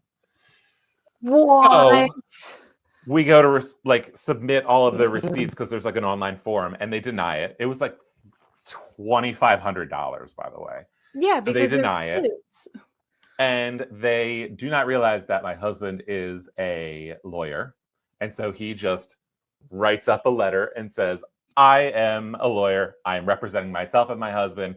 This is everything. This is what happened. And if you do not pay us $5,000." We will sue you for even more than that. And so they gave us $5,000. They gave us the Admirals Club, the like American Airlines club that you can go into before the thing. They gave us free passes for a year. Oh my God. It was great. So that's why I get Mike to do everything. That's okay. Way to go, Mike. Oh my gosh. I feel like your husband and my husband would be best of kin on that. Let's just get them together. They can like tag team the customer service. Yes. No, yeah, Mark is incredibly good at that. That is so. Oh, and you got the whole lounge thing. Was it? How was the lounge? It's really nice, and it works with like other lounges that like in other countries that are part of the same partnership. And so the other like the American lounges are all kind of you can only get like shitty food and like some beer or wine, but the European lounges have like a full spread of like cheeses and meats and hot food and pastries, and they have like just bottles of liquor that you can mix your own drinks. They have champagne, they have wine, beer, and it's like you're checking in for like an 8 o'clock flight, and I'm like 8 a.m. and I'm like, well, I don't care. I'm gonna make myself a mimosa. It's free. Yes, as you should. As you should. Oh, I'm so happy you guys got that. I know. It's because of him. I wouldn't be able to do it without him. Oh, I love that. I work for a law firm, so I can't wait to throw that at somebody someday. I'm waiting for the opportunity. Yeah. Well, I work for a law firm, so let me just have them review this. Let me just call up my boss real quick and see. But I love that. An attorney in the family, that's golden. It really is. It really is. Yeah. I think But I have a secret though. If for anybody watching, you don't actually need to hire a lawyer, because a lot of customer service is told that if you ever say you're going to contact the media or a lawyer, they will do whatever you want instantly because they don't want to deal with it. Because when it gets to that point, if it gets to the point of a lawyer or like outside media, they have to then get their in-house counsel to work on it. And some people don't have in-house counsel, so they have to hire a lawyer to look at it and just like tell you to go away pretty much. So just threaten, say, I'm going to go to my lawyer or the media, and usually they'll do things really quick for you. You know what? Exact same thing. My husband Mark, we had carpets in our apartment, and they had somebody come in and reglaze his bathroom. And the guy who was reglazing his bathroom with this like sealant paint type stuff spilled a whole big swath on our carpet. And dude looked like a stoner to begin with. And I was like, you're probably smelling too many paint fumes, whatever. Their company came out, assessed it, and they're like, yeah, that's our bad. We'll replace all the carpets. No biggie. But our landlord pocketed the money and never did anything for our carpets, like to replace them. So my husband, Mark, who is a comedian, frustrated lawyer, talked to my uncle, who is a lawyer, frustrated comedian, about all this. And he got some tips and advice, and he called our landlord or a couple times, didn't pick up. He sent him an email that listed out all the reasons why he knows he pocketed the money, all of the interactions he had with the other company. And he's like, and if you do not respond to this within a certain amount of hours, I will be seeking litigation about this. Suddenly, he gets a phone call. And our landlord apparently was like, you know, Mark, I don't appreciate being threatened. And he's like, well, I don't appreciate being yanked around for something that was supposed to be taken care of. So why don't we skip the foreplay and get to fucking? Oh, Mark. I love Mark. So we have nice new hardwood floors now. Yes, because of him. Oh, hello, baby. Don't mind him. Is there a baby on the screen? Is there a baby? Right behind his shoulder, if you can see. Is he watching us on the live stream? He is. He's going, wow, she said something about fucking. Sorry, Matt. Hey, since we're all in the holiday spirit and cussing already, if you donate now, get yourself a Polar Express giant mug. Perfect for when you get kidnapped and get sent to the North Pole, because they have all of those hot chocolate thingies. We did jump up to $314 so far. GeekScapeGives.com, a great place where you can donate even just $1. It goes such a long way. There, I did my spiel. I love it. But do you have one more card for us? Maybe I think we can get another 10-15 minutes out of another card.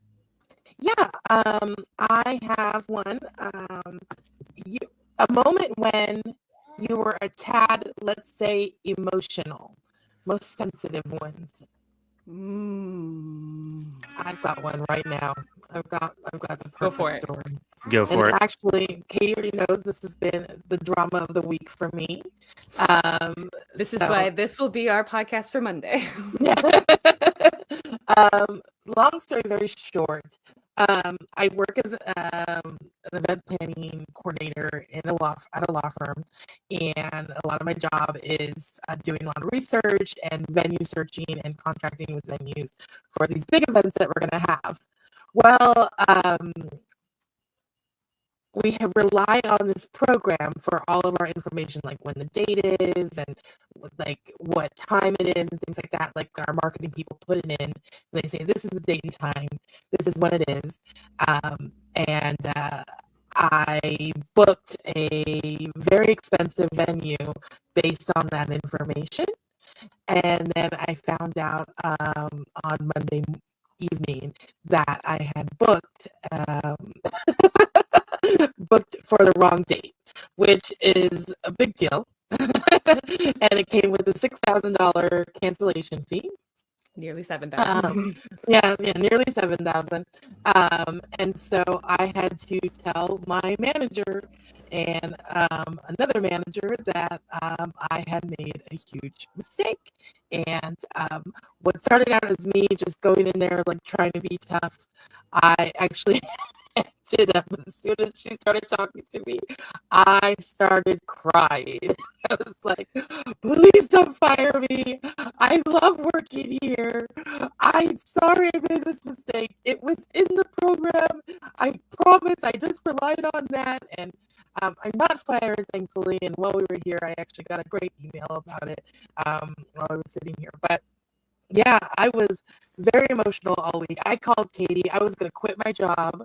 I called my mother and told them that I was going to get fired. My partner had to like coddle me to sleep. I was sure I was gone. But thankfully, I still have my job.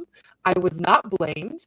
They blamed the program where the information was entered, and it's been taken care of. So I am very happy. But I was très emotional this week. I felt all of the emotions. You went through all 7 stages of mourning. Is it 7 stages? Yeah, the Dabda. No, it was quite the journey, I will admit. We were going to record on Monday night, but then we were mostly just talking about this. And again, my husband, the frustrated lawyer, active comedian, talked to Marie and talked her off of the ledge and was like, oh no, that's not on you. And then like lawyered the way of like, you did what like the information was given to you. So that's all you you knew. And it was so sweet though. I remember I got a text from you that you were like, I did end up crying a little bit in front of my boss. And I was like, good, show them the anxiety. Because as we talked about, I think last night, those kinds of mistakes in other jobs where people don't take responsibility for things will make it your responsibility. And like that is such a shitty place to come from and have that much anxiety.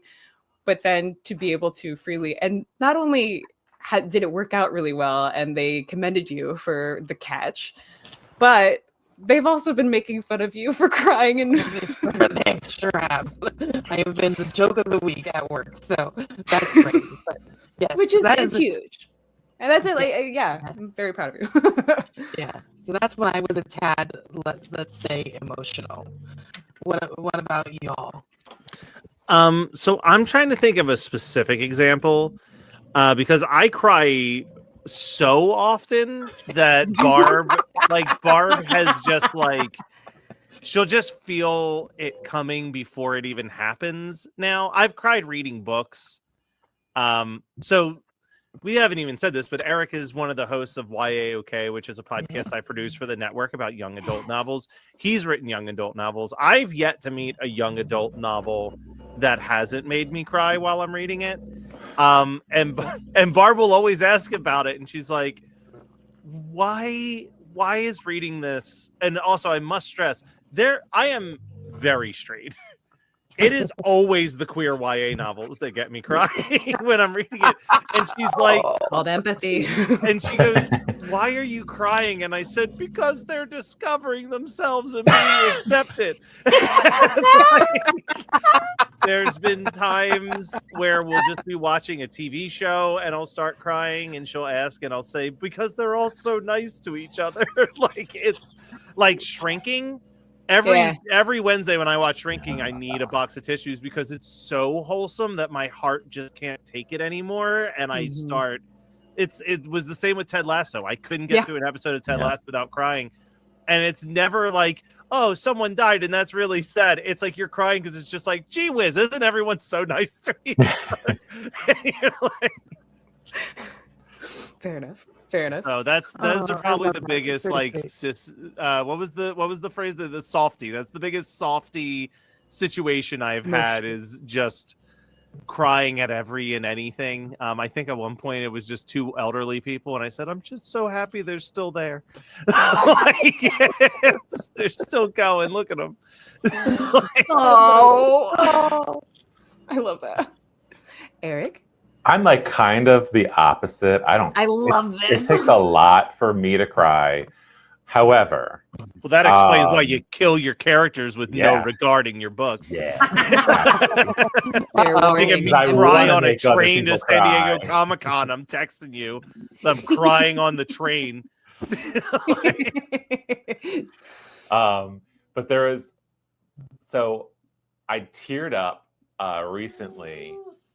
I actually full on sobbed this week, which I will get to in a second. But I teared up recently. I was at a book festival in Chappaqua, New York, and they do a children's book festival every year. And I've been going for the past 3 years now, ever since my first book came out. And the first year, I was there with just my one book, and this girl came up, and she was probably 11, and started asking me about the book. I pitched it to her, and she bought a copy. I signed it for her. She came back the following year to buy my second book, and she was like at my table. She's like, "I'm so glad you're here this year. I loved your first book so much. I can't wait to read this book." Oh. And this year she came back again. And this year, her entire family was with her, and they were all like, "Oh, she made us read the first book. She was there to buy my sequel, which had just come out in May, and this was in September." They were like, she wanted to wait to buy it. Her birthday was in July. We tried to buy it for her then, and she told us, "No, I want to see him in person in September." And so she basically got her entire family to go to this book festival. And then I find out her grandmother stays behind to talk to me, like after I sign her book and everything. I find out they're from Maryland. They just happened to be here the first year I was there. They just happened to be there, and she bought the book and has asked her parents since every year to drive them probably 4 hours from Maryland to Chappaqua. And her entire family came up this time, and all of them were so nice and thankful. And they were like, "We just want to say thank you because of your book. She started reading more, and she loves reading now." And now I'm like so excited to see her next year. So that is one thing that, like, as soon as her grandma left, I turned to the guy that was at the table next to me, and I was just like, "Wow, it's really nice." He was like weighing our books, and like he was like, "Yeah, I always love when that stuff happens." But so sweet. I will say, can't hear you, Matt. You think you're on mute? Right. Mute it for the baby that was enjoying a cookie. I get that. First of all, was there any part of you that was like, I should tip them off that I live near Maryland, and like I did. I told them, I was like, "What? I will come down there." Yeah. Or just you do a lot of book signings in Philly. It's a much shorter drive. I said that. I was like, just come on up to Philly. But I did. I went to Maryland last weekend, and there's a new bookstore in this town that I go in called St. Michael's. So I'm going to go down there, and I will hopefully see her there so she doesn't have to drag her family 4 hours up. Very sweet story, but also very unnecessary. I think they do have like other people up there that they're visiting. So she just kind of like says, "We should go up there this weekend." They're like, "Oh, okay, yeah." Okay, sure, that fine. makes sense. As long as, I mean, not to crap on the story, but dear Lord, they're like an hour away from where you live. Which books were they? And if you don't mind, please promote your books. Wow, hold on. I have them all right He always here. has visual aids ready. Yeah, well, it's my computer is on a stack of my own books here. So this is my first. It's a post-apocalyptic romance called All That's Left in the World. This is my second one. It is a coming-of-age rom-com that takes place at the old folks' home that Matt Kelly and I were actually working in high school. Aww. And I only have the UK cover, but this is the sequel, The Only Light Left Burning. Yes. The sequel to All That's Left in the World. And this is the one that made Matt cry on a train. They've all made me cry. Just the other two were on a plane, and that one was on a train. I'm curious if my fourth one's going to make you cry, because it's a really dark thriller that I've been told twice now that is too terrifying and violent, and I need to dial it back a bit. So, ooh, well, I've never been told to dial it back before. So. I'm sure it'll still bring tears. I do have you sparked a convention memory for me, and this is a sad story. I'm gonna give you guys all the preemphasis. This is a very sad story. But there was this horror convention that I used to love doing in Virginia called Scares That Care, where the entire convention was to raise money for one random sick child each year. They would pick a child that they were sponsoring, and they would have a giant convention, and like all of the people who were there to sign would give their donations, and the vendors would give like a portion of their proceeds and whatever. So I'm in Virginia all by myself doing this convention. And while I'm there, I get a phone call, and it's a phone call to let me know that my best friend from high school had unalived themselves the night prior. And I'm just like sitting there, and I'm like, all right, I got to get through today. It's like, bottle it up. When this is over, you'll go upstairs to the hotel room, and you'll just like, you will feel the emotions that you need to feel. So this girl comes over to my table maybe 25 minutes later, and we're talking, and she says, yeah, I'm not really even supposed to be here, but I felt like I needed to come. And I said, oh, what happened? Why? And she goes, I was supposed to be here with my fiance, but he died last week in a car accident. But he was so looking forward to this that I felt like I owed it to him to show up. And I said, I just found out my best friend died. And then we both just started crying, and she was just like, can I hug you? And I was like, yes, you can. And we just stood in the middle of this convention. And now we text each other every couple like weeks just to check in. Like this was maybe 4 years ago, but we've like remained in touch. But that was like a very public, in the middle of a convention, just two strangers holding each other crying for like 5 minutes. That's definitely one of my more like emotional moments, but also just says like why conventions are great, man. Like, yeah. 100%. I don't think I've ever been more vulnerable than I am at conventions sometimes. Oh, I love that story. That is beautiful. Yeah, that's really beautiful. All right, you win Katie that might one. have this being the moment that she cried. Yeah. Dude, I'm like you, Matt. I cry at everything. The freaking dog commercial comes on and I'm in tears. Listen, this is a rough season because it's all Christmas and Thanksgiving movies that actually I just cried like 2 weeks ago at a TikTok that someone sent me of Steve Martin talking about how much he missed John Candy, and I started crying. I was like, I can't do this. This is like It's actually one of the reasons I don't follow animal accounts on social media, is because I know at some point those animals die, and I don't want to be around for it. That is I would follow like a few, like when I first started Instagram, and then I was like, oh my god, you're so cute, and I went one day, I clicked it, I was like, wait, you're gonna die someday. No, I don't care. In the immortal words of Paul F. Tompkins, pets countdown to sadness. Yeah. Amazing. Well, we are just at the hour, and Katie, you're doing double duty here. I am. So I would say, Eric, if you want to one last time, just quickly plug your books and your podcast. Sure. Oh, I got a whole screen too. You can buy my books wherever you buy books. Here they are. The Only Light Left Burning, All That's Left of the World, Lose You to Find Me. And then you can come to our YAOK podcast on Instagram. It's at YAOK podcast. And tell us what you think about it. Unless you hate it. Don't tell me that. Just keep it to yourself. I listened and I loved it. Just so you know, it's great. Oh, thank you.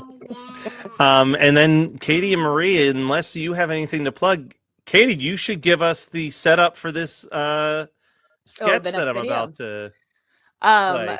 Well, I'd say, Eric, you are always welcome to come back on Napping Through Happy Hour for a full episode, especially when you release that scary novel or even before. Let us know.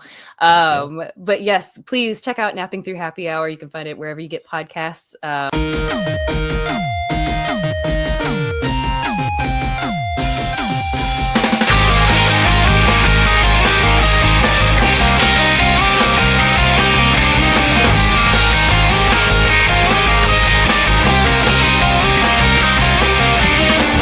If you're gonna speak up, be quick, 'cause I do not wanna waste my time again.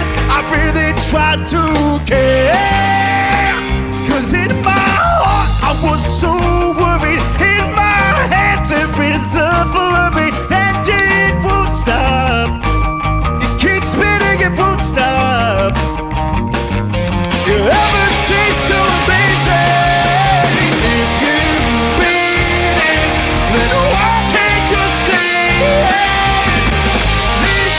simple, yet you can't seem to see them at all.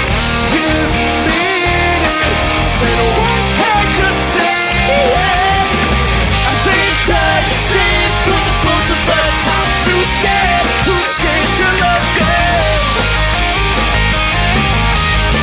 Too scared to love you.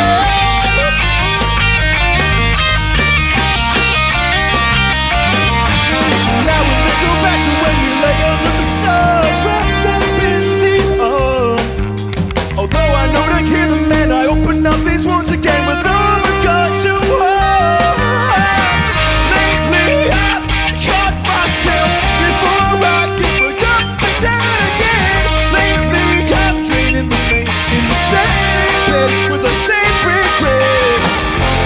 Late one night I caught a friend for some advice. He said you have two choices, meds. You can forgive or forget. If you mean it, then why can't you say it? These words are simple, yet you can't seem to see them at all. You mean it, then why can't you say it? I see time, see through the both of us. I'm too scared to love you. I don't blame you. Believe me when you did.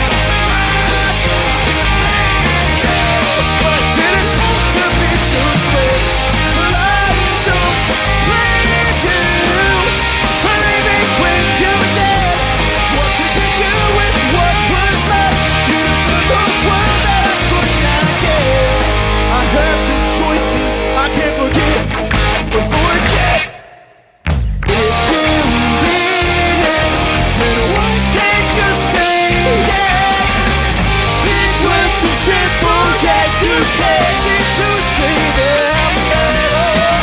You mean it, then why can't you say it? I see time to see it for the both of us. I'm too scared to love you. Then why can't you say it? I see time to see it for the both of us. I am too scared. I am too scared. I am too scared to love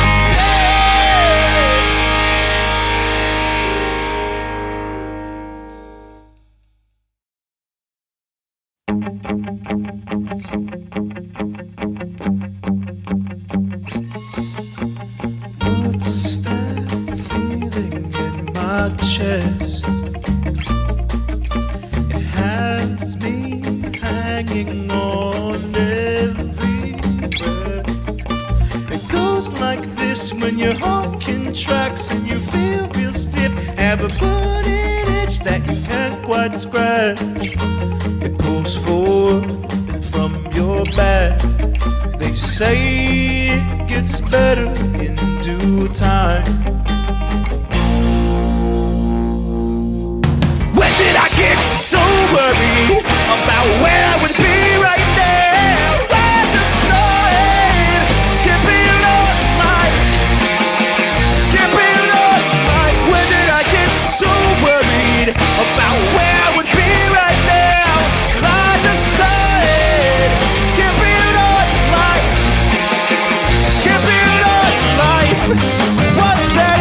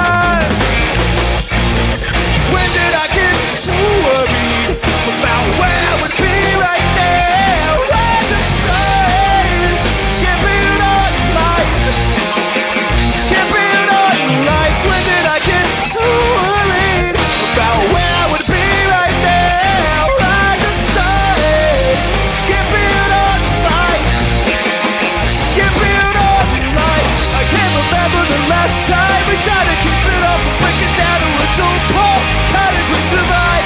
If we let go of the so-called problems, I swear it'll just be fine. Can't remember the last time we tried to keep it up and break it down to a dull pulp, kind of quick divide.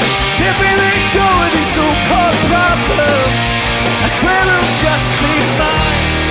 So worried about where I would be right now. I just started skipping on life. Ooh, when did I get so worried about where I would be right now? I just started skipping on life. Skipping on life.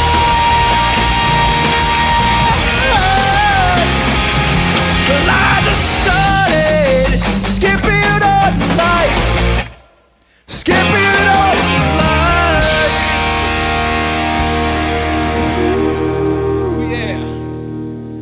Thank you.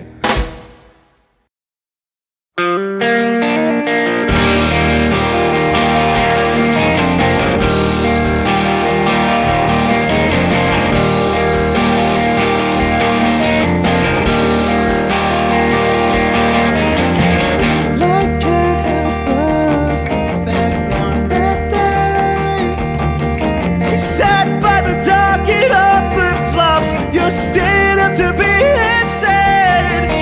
I can't go on if my heart is ready to burn. I can't go on if my heart is ready to burn. I can't help but feel some kind of way about the mess you left. Everything is classic. How you're leaving in disarray. When will this wash over me? Drag me out at the lake and try to dry off my body.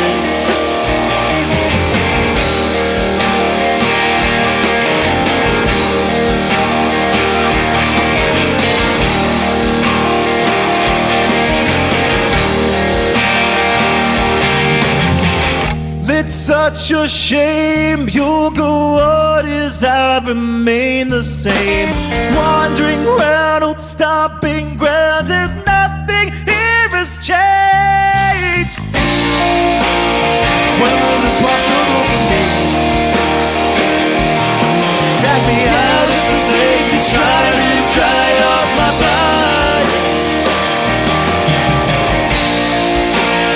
When will I find my essence? So down to the bone, heavy as a stone. If they don't come soon, or just sink alone.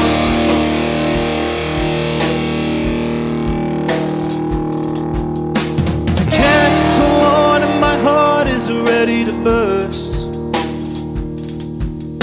I can't go on and my heart is ready to burst. I can't go on and my heart is ready to burst. Can't go on and my heart is ready to burst.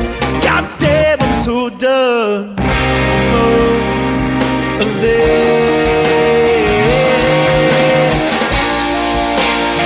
when will this wash over me?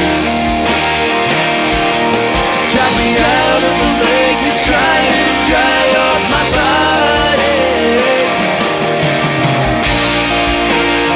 When will I find my rest and my peace? So down to the bone, heavy as a stone. If they don't come soon, I'll just sink alone.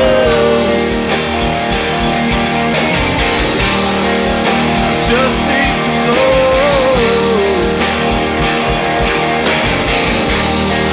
I'll just sink alone.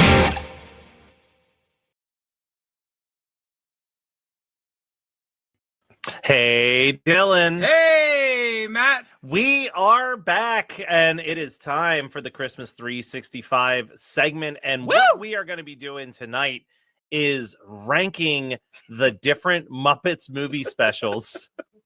Shout out to our girlfriends who are enjoying in the background. and enjoying some Chinese food and blankets. Yes. This This is not going to be awkward. No, not at all. I can see them in the background of every. No, this is weird. All right, so we have an esteemed collection of Muppet experts who are here to join us, and let's just start in the order that they arrived.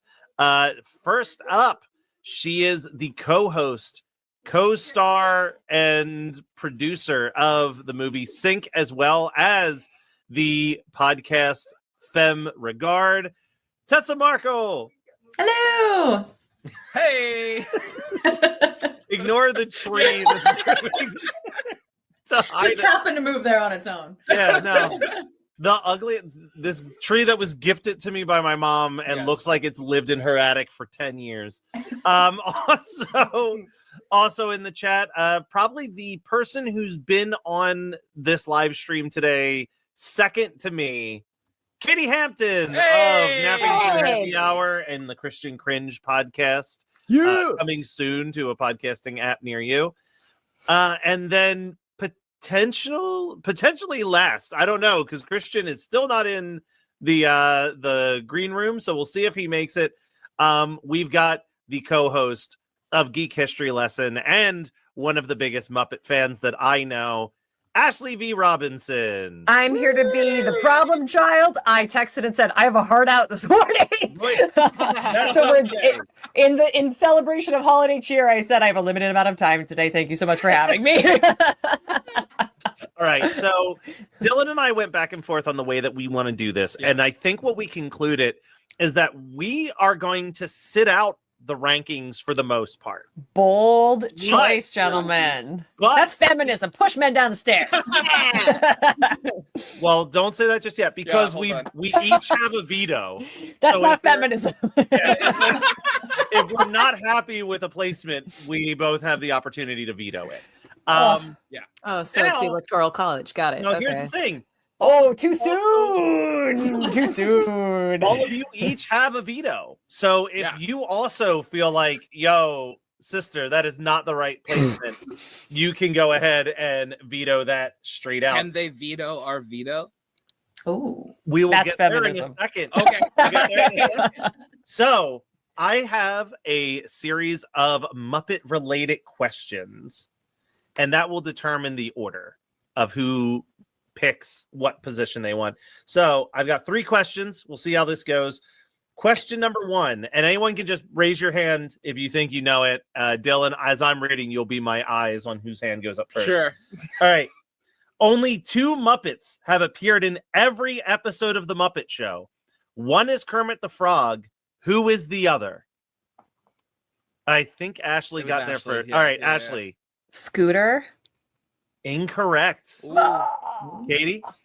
Is it Miss Piggy? It feels too obvious. It is not Miss Piggy. Yeah, I figured it probably That's was. a crime. I'll come in with a guess. I'll come in with a guess. Okay, Christian Blatt is here. Hello. I would also like to announce that my very special co-host, who I did not remember to bring at the top of the show, is also joining us today. Oh my god, I love it. It's so good.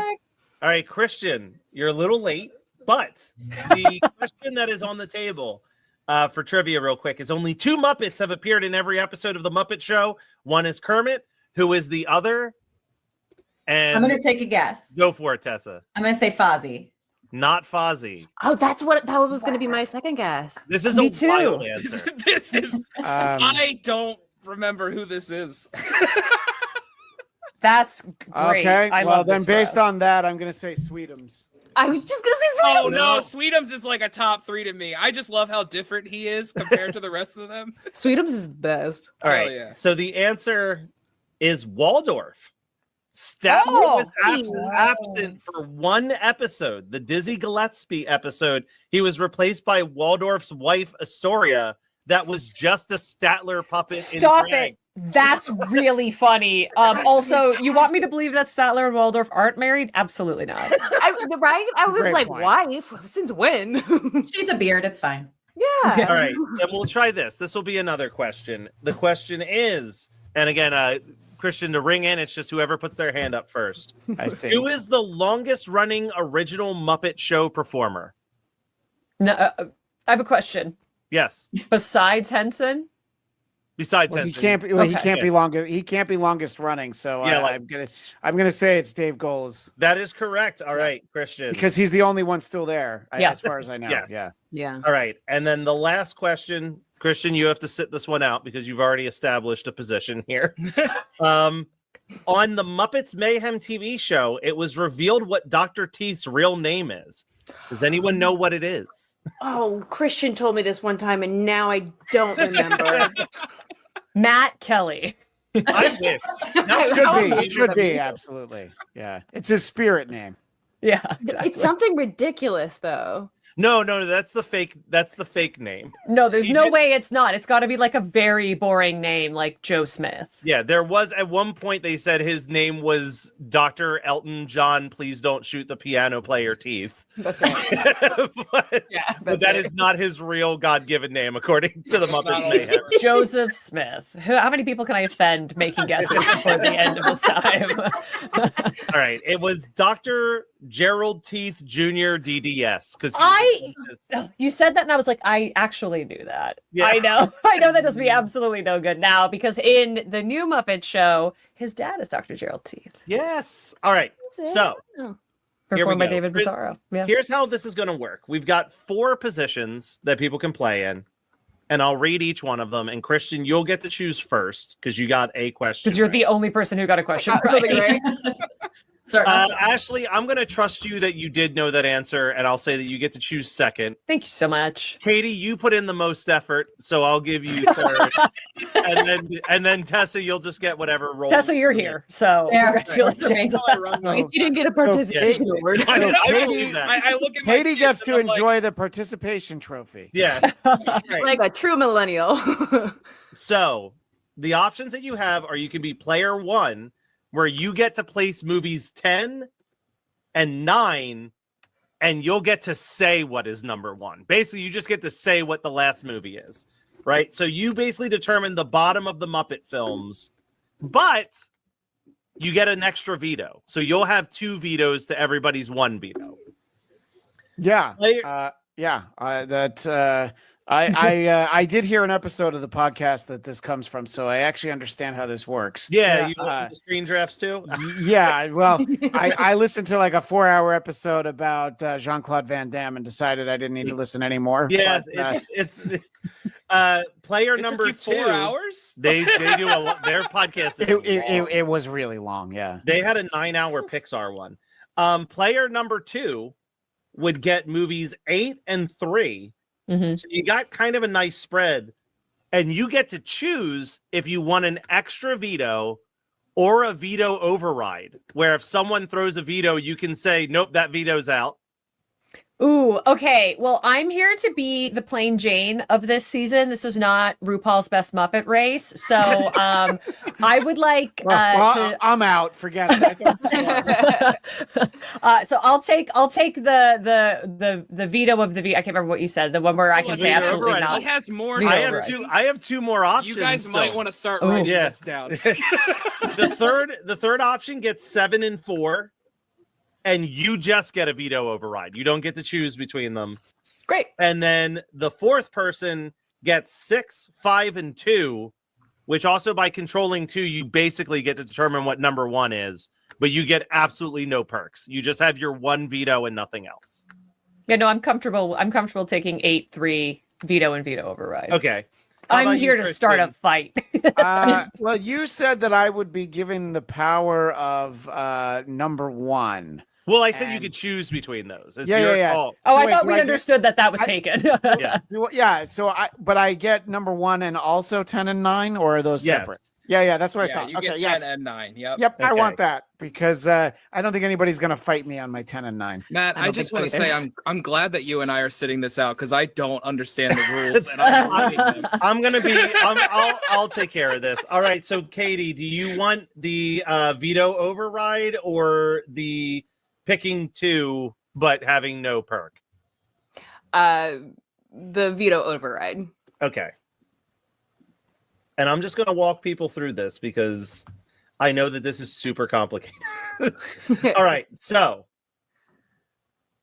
Christian, Yes. you have sir. number 10 here. What Yes. is the worst of the 10 Muppet specials we watched? Lady Gaga and the Muppets Holiday Spectacular. You will get no vetoes from the host of Christmas 365. We at 365 wholeheartedly agree. What say everybody else? What were your thoughts on this Lady Gaga Muppet special that had a strong lacking of Muppet presentation? Yeah, it was through very large much chunks of Lady it? Gaga ... in much smaller font. The Muppets. The Muppets were there. I actually really enjoyed this one, and I'm not going to veto it because I'm going to save that because I know it's not everybody's cup of tea for that reason. Definitely different than like, you know, any of the other movies. But I still thought it was a lot of fun. I really enjoyed watching it. I tried to watch it with my kids, and I was afraid that I had made them hate the Muppets. So I let them do other things while it was on. So I think I just didn't know what I was getting into. Like, Yeah. I think when I went into it, I was like, cool, this is gonna be like a mix-up of, well, Lady Gaga and the Muppets. And what we got was very much like almost separate segments, and then they would come together ever so often.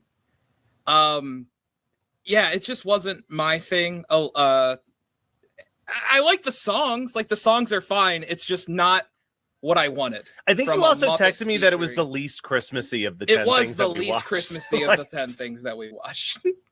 Yeah, well, it was the first on the list of things to watch, and it was the first thing I watched. And I watched it at the gym, and I was like, "Oh, okay, well, I can run to this. I don't need to watch it." It really probably kept you going, and it's great music. Like, I don't want to come off as like I hate Lady Gaga. No, Lady Gaga is awesome. No, I just, and all the music was great. The collaborations were really good, but like literally the first time we see Miss Piggy on screen, Kristen Bell is just like leaning her over to write on her back. I feel like if you're not a little monster, there's not a lot of like joy to take out of this. So if you're like in like with Lady Gaga and not in love with Lady Gaga, there's not enough Muppets to counterbalance that. Whereas like the John Denver special, I think manages that a little bit better. And I love Joseph Gordon-Levitt. I did not. But like, what is he doing here? Maybe it's cold outside because there was such a discrepancy That between song is skill upsetting.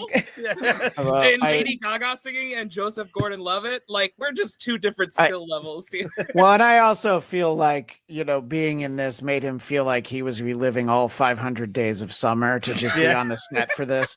He's like, I love a Manic Pixie Dream Girl. This is everything I ever wanted. Yeah, yay. All right, so we're all in agreement here. So, Christian, what are you going to put at number 9? It's a very Merry Muppet Christmas movie, in large part because of David Arquette. Oh, you're stealing all of my. There's a lot that's in sort of the middle, and then there's a couple obvious bottoms and a couple obvious tops, and you are just taking everything on my list. Well, you know, I almost don't want to veto that because, like, it's just derivative. Like, there's nothing bad about it. But I'm going to veto that one. Yeah, I thought that was honestly, a good one. Tessa. Thank you. Yeah. I got you back for the next It one. wasn't like my top, but it was up there for me.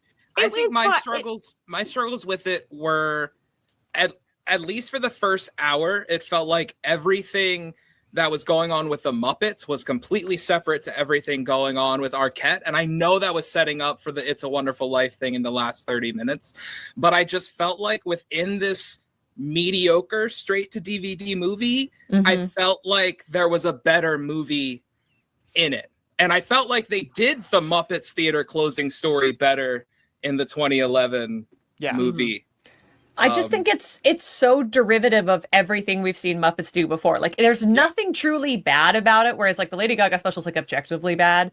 There's just like nothing magical about it either. Like, if I had to watch it, I would, but I would never choose to put it on. But we get Buff Beaker in this one, you guys. We do get that. We do get That's Buff not Beaker. a plus. I also feel like this is a case of like, this is a really long movie. It is. Like, the rest are like, if this was like manageable 40 minutes or 21 minutes, I think it would be better.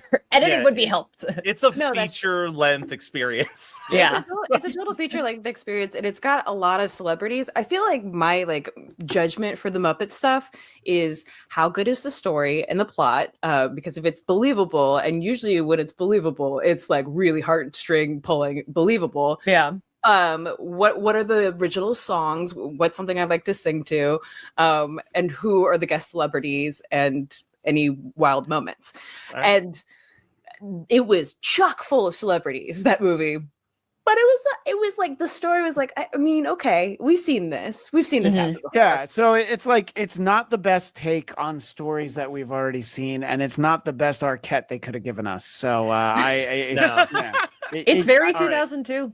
Well, okay, You know what? You're totally right on that. But Tessa threw out her only veto. So Christian, that means you got to give me a new number 9 here. Letters to Santa. Oh, yeah. Whoa! Wow. Yeah. Oh, are they? I'm sorry. Are they saving the theater again in that one?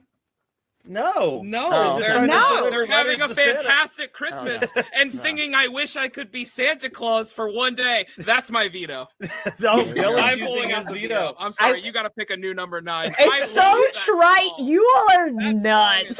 So good.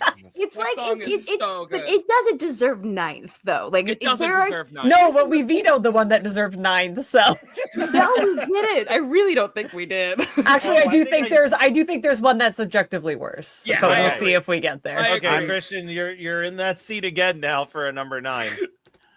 Mr. Willoughby's Christmas Tree. Whoa! I'm fine with Whoa! Now you're wrong. I'm gonna veto that. I Was had it the not Rizzo seen. Swedish accent, or I had- so charming. And anytime you get the Willoughbys is a huge plus. for like a line or two. It's a better Swedish accent than Hermberdurmberdurba, which we get from the Swedish chef. I disagree. That is what Swedish sounds like. I do also agree on that point. But no way, this is one of the fun ones. The suggested romance between Leslie Nielsen and Stockard Channing. 12 out of 10. Robert Downey Jr. singing. No, Amazing. Look, I can't think of an episode of The Muppet Show that I would not prefer watching. And I'd never seen this before this afternoon. I mean, I would watch most of the episodes of the Muppet Show before any of these. Yeah, to be fair.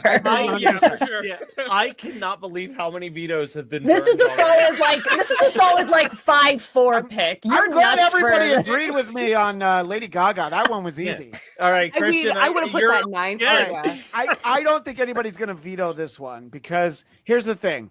I think this next one. This next one. No, is Katie, great. I think has a veto. I actually really I'd like hype that before most you did of that this one. My choice is Christmas Eve on Sesame Street because of all the ice skating. The ice skating. Why is there so much ice skating? We could watch ice skating on TV. I love the Sesame Street parts. I discovered this for the first time just a couple years ago. Matt, Katie, and we did an episode of my podcast about Muppet Christmas Carol, and in sort of extending the conversation, I was like, "Oh, I've never watched this. I love parts of it, but it's not the ice skating." Yeah. I mean, I had this as my 5th, but I'm certainly not using my veto on this. Yeah, I'm because not I using my agree. veto on Like, this either. I would put this higher, but like it's not great. It's no, fair. I think it's because it's got pieces of greatness, but it's also got pieces that really drag. Yeah. And I Yeah. agree. If that ice feels skating like it scene was also- like 5 minutes, sure, but it's like 15 minutes. Yeah, of it the is. special Let me feels just like point out, during by the that way, this. time- Oh, sorry. Go ahead, Katie. Sorry. I was just gonna say, it just feels like it was during that time where they were exploring, okay, how weird do we get? And then like how exploratory do we get? And then how much heart do we have in our story? And it feels like they didn't quite land anywhere on any of them, and they just kind of did stuff that like I do was- like that. I do like that the Sesame Street characters are trying to ruin Christmas for the live children the entire time. I support that How does choice, Santa honestly. come down those tiny chimneys? How He does is he do it? magic. And the kids are like, I don't know. I would Figure just it like out. to point out that Christmas Eve on Sesame Street is number 6 on my list. Yeah. However, Yeah, it's much my higher on veto, mine. my other picks were all vetoed. So Which is hilarious because I feel like I know what Ashley's going to put here at number 8 now that it's her turn. Bro, this movie sucked. It's creepy AF. I'm trying not to swear because of Muppets. Oh, it's no. the Christmas toy, which should have been the objective 9. yeah. It sucks. There's nothing redeemable about this movie. I love cat. I have a stupid orange cat in the room with me right now, and there is nothing redeemable about this. But I do have a place in my heart for the Jim Henson will to make weird things for weird reasons, which I do think has been carried forward since he left us, but I think this is such a misstep, and I think there's nothing charming about it. Well, listen, I'm going to throw this out there. First of all, Dylan, are you glad that you used your veto on a movie you just saw the other day? Yes, I am. So, because he was reveal texting in me the like, middle "Oh my of- god, I love this! This in Christmas the middle toy of is the Christmas toy, hold on. Like You're in the so middle of the wrong. Christmas toy, I was like, holy shit! I grew up watching this. Like I Well, just didn't like. I was like, I'm oh gonna my do God, I something saw real it. quick that I don't think Matt knows I can do, but 100% Matt Stinson, the doll is terrifying. Yes, yeah, that doll is in fact terrifying, and I don't know. I just there was something about it that held it there. But I am not giving up. I wish I could be Santa Claus. Okay, so are you vetoing this? No, he's out of I've veto. already He vetoed. doesn't have Okay, to. good, because I was like, I will fight you on this. There's no way. So, but no, I, I'm just glad Letters to Santa's moving up the chain a look, little bit. I am going to pitch this real quick, right?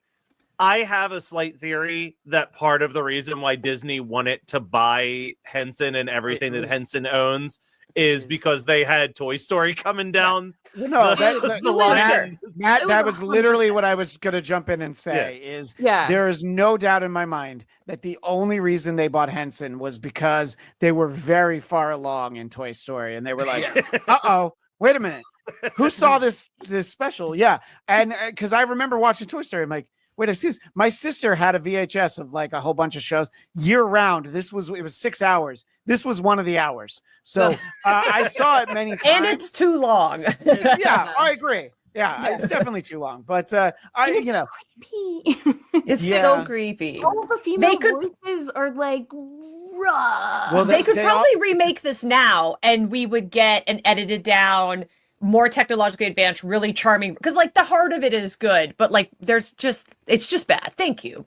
all Manic, the female voices sound like Moki from Fraggle Rock because I think that's who it is. So. I think it might be. Probably. All right, well, Ash or no, Katie, you get to place number 7 on this list. Oh shit. Okay. Well, And don't forget, Letters to Santa and A Very Merry Muppet Christmas, while vetoed, are still in contention. Yeah. Well, now we're getting into the part of the list where they belong. So. Yeah. Low middle. And like I feel like from here, like I found redeeming qualities in all things above this one, John Denver.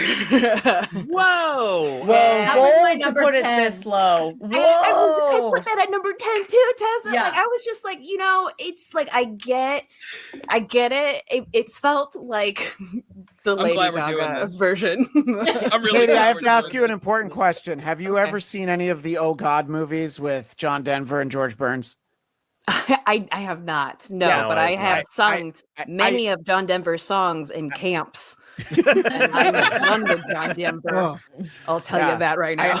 I think that you need to have an affinity for John Denver, but Yeah, I was like, I feel like we're seeing who really loves John Denver and I was who gonna doesn't. say, This was my solid like number one pick. Yeah, this was number Was it 4 really? for me. I love John Denver. Yeah, absolutely. I And John Denver plus Muppets, perfection. Well, but I think, and here's the thing.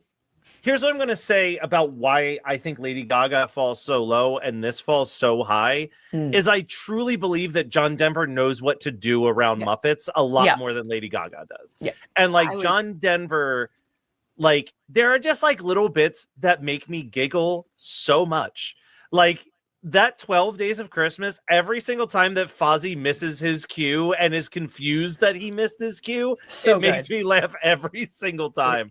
But it also might has, be like, it might be sweet the moments. only watchable version of 12 Days of Christmas. It's truly, Matt. it's very high ranking for sure. I also want to say, like, if this was a ranking of just Muppets media, like the album itself would be higher on my list than the special.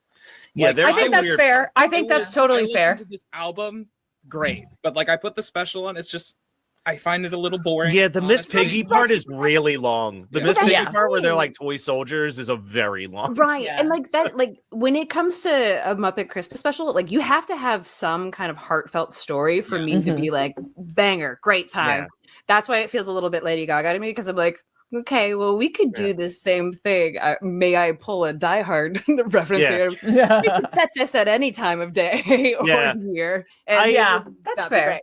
I do love I've said before, the scene where John Denver and Kermit the Frog are sharing their woes of being away from their family during the holidays, like legitimately tugs my heartstrings. Like I think that's a very beautiful and sweet moment in the special. But I again will not be using my veto here. Although Robin sucks, and I would Thanos snap him out of the Muppets universe so quick if I had that power. Yeah, I forgot how much you hate Robin. I will die on that hill. I hate Robin. What is it about Robin? I don't know. I just don't like anything about. Every time Robin is in something, I'm having a bad time. Oh no! I have an important and I know follow-up it's a question. me problem. Like I know I'm the outlier. Just an important follow-up question. How do you feel about Scrappy Doo? It's also 0 out of 10. This is okay. So yeah, it's kind of this. I get it. Yeah, it's the same character. Type. Annoying All right. sidekick. Yeah, I get it. All right, Tessa, you get the All next two here, so you get 6 and 5. I'm going to throw Mr. Willoughby back into the mix because I cannot let that get any higher. That's fair. That's fair. This is an appropriate place. This is a very appropriate place. Yeah. Robert Downey Jr. singing. What? Like it took me a little bit too long to realize who that was when he popped up. I was like, this guy's familiar. Who the hell? I was like, what's up, Leslie Nielsen? Who is this guy? And then I looked It's like, at oh, it's Oppenheimer's Robert Downey Jr. Charlie Chaplin needs a haircut. I feel like this can get thrown around a lot, but this was literally like bad community theater. Is what it felt like. And I think that was very much shown when Robert Downey Jr. is singing and Leslie Nielsen is doing the phone bit where he's moving it out of the way as he's swinging his jacket, but it's like slightly off, so it just looks bad. I do feel like, though, because it's Leslie Nielsen, there is a charm to how community theater it is. I don't think you're wrong, but I think in this case, there are performers that are good enough that I'm like, isn't that cute? This is like community theater. Yeah.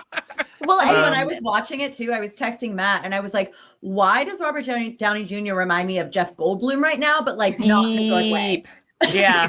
Yeah. You know what he reminded me of? It felt like an audition for Iron Man, honestly. Like the way that he was just lording over his manner, being whimsical, being able to like goofily talk to Muppets and stuff like that. Was this right before he got arrested, or it feels like it was right around that time? Yeah, I feel like it. Yeah, which time? Yeah, it feels like the week before. His character is basically like a mirror universe Ebenezer Scrooge. He's like, I love Christmas too much instead of hating Christmas. It's also, I mean, it does definitely lose points. There's a couple of these for sure, but I mean, this is like Muppets adjacent. You know what I mean? Like it's like Kermit is narrating it, and then it's just a whole slew of other Muppets that we never really see again. Yeah. Muppet Treasure Island's a bit like that too, where you don't see Kermit for like a solid 21 minutes. I love Muppet Treasure Island. Oh, I love it, but when you watch it as an adult and you realize how long it takes Kermit to actually show up on screen, you're like, dang. Okay, 21 whole minutes. So many minutes. I struggled watching it as a kid because I loved Kermit, and I was like, "Where is Kermit in this Muppet Treasure Island special?" It's okay, but that's a whole other list. Yeah, that's a different list. But Tessa, number 5.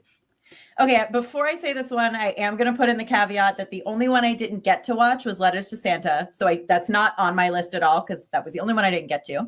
But my next choice is going to be Emmett Otter. While it was very cute, I wasn't super impressed. Veto. I veto. I veto. By the way, I don't have a veto, do I? I want to bring up. Hold on. Christian, you have 2 vetoes. I want to bring up the argument earlier that was made, the Die Hard argument, that this could be set at any other time in the winter. And it would still be see, this is the John Denver thing all over again. Like, do you love Emmett and the Jug Band, or do you not? Is going to be revealed in whether or not you think this should be higher. I think this is a good special with great puppetry. I think it's awesome. As a Muppets Christmas special, I would put it at number 10. All right, hold on a second. Let me. You were bold for that. A Christmas toy is right there. It's literally about a family struggling to get like things together so that they can give presents to each other. It's the one day of year that they're gonna try and spend any money, and and you can ask the question and you can make the case about Die Hard, which we don't have time for, but It happens on Christmas Eve. This also happens on Christmas Eve. Yes. Ergo, this is a Christmas story. Yeah. It is the Okay, most so let me- Christmassy story ever told. It's the gift of the Magi. The the Fellowship sets out from Rivendell on December 25th. Is Lord of the Rings a Christmas movie? Listen, I need to lay out a couple. I mean, quick it things is, real but- quick. All right. Yeah. Just I to agree with that. clarify, we got this at number 5 right now. Christian, you have 2 vetoes. Yeah. Ashley, you have a veto override. Yeah. Katie, you have 1 veto and But a did veto you- override. but you used your veto on this? Yeah, I used my veto on You this. did veto this. Okay. Right, yeah. Tessa, number, unless Ashley was going to override it. Tessa, No, I'm you, happy with that. You have to put a new That's number fair. 5. I am gonna put.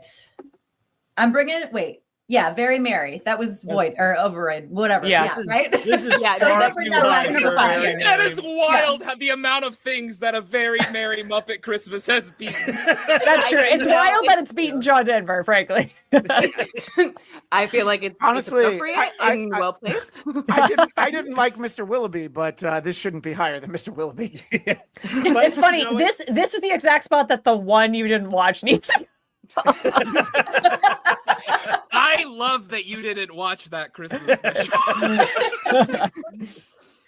But I assume really, it's coming in at number 4. We Like, I really have covered to we assume. covered most of this already, so we'll just move Yeah. on to Katie, number 4. Yeah, it's got to be the Letters. I actually really enjoyed. I watched this for the first time, and I enjoyed it, but it wasn't. I don't know. It wasn't this like I'm going to sing this song or I'm going to remember this line type of movie. It was a very sweet, well-intentioned movie, and I loved all of the celebrity guest stars in this. The TSA agent, that's hilarious, and especially around that. It was like a 2008, and so Yeah. they were pretty much making some 9/11 jokes. But yeah, I thought that was a solid movie, but not the greatest. Of the 3 that I'd never seen before we did this, this was easily the one where I thought, "Oh, I'll watch this again." Like, yeah. I'm not revisiting Lady Gaga. I'm not revisiting Willoughby's Christmas Tree, but like I will watch Letters for Santa because you got Paul Williams writing some songs, and that Always a good Santa, time. that I Wish I Was Santa song is great.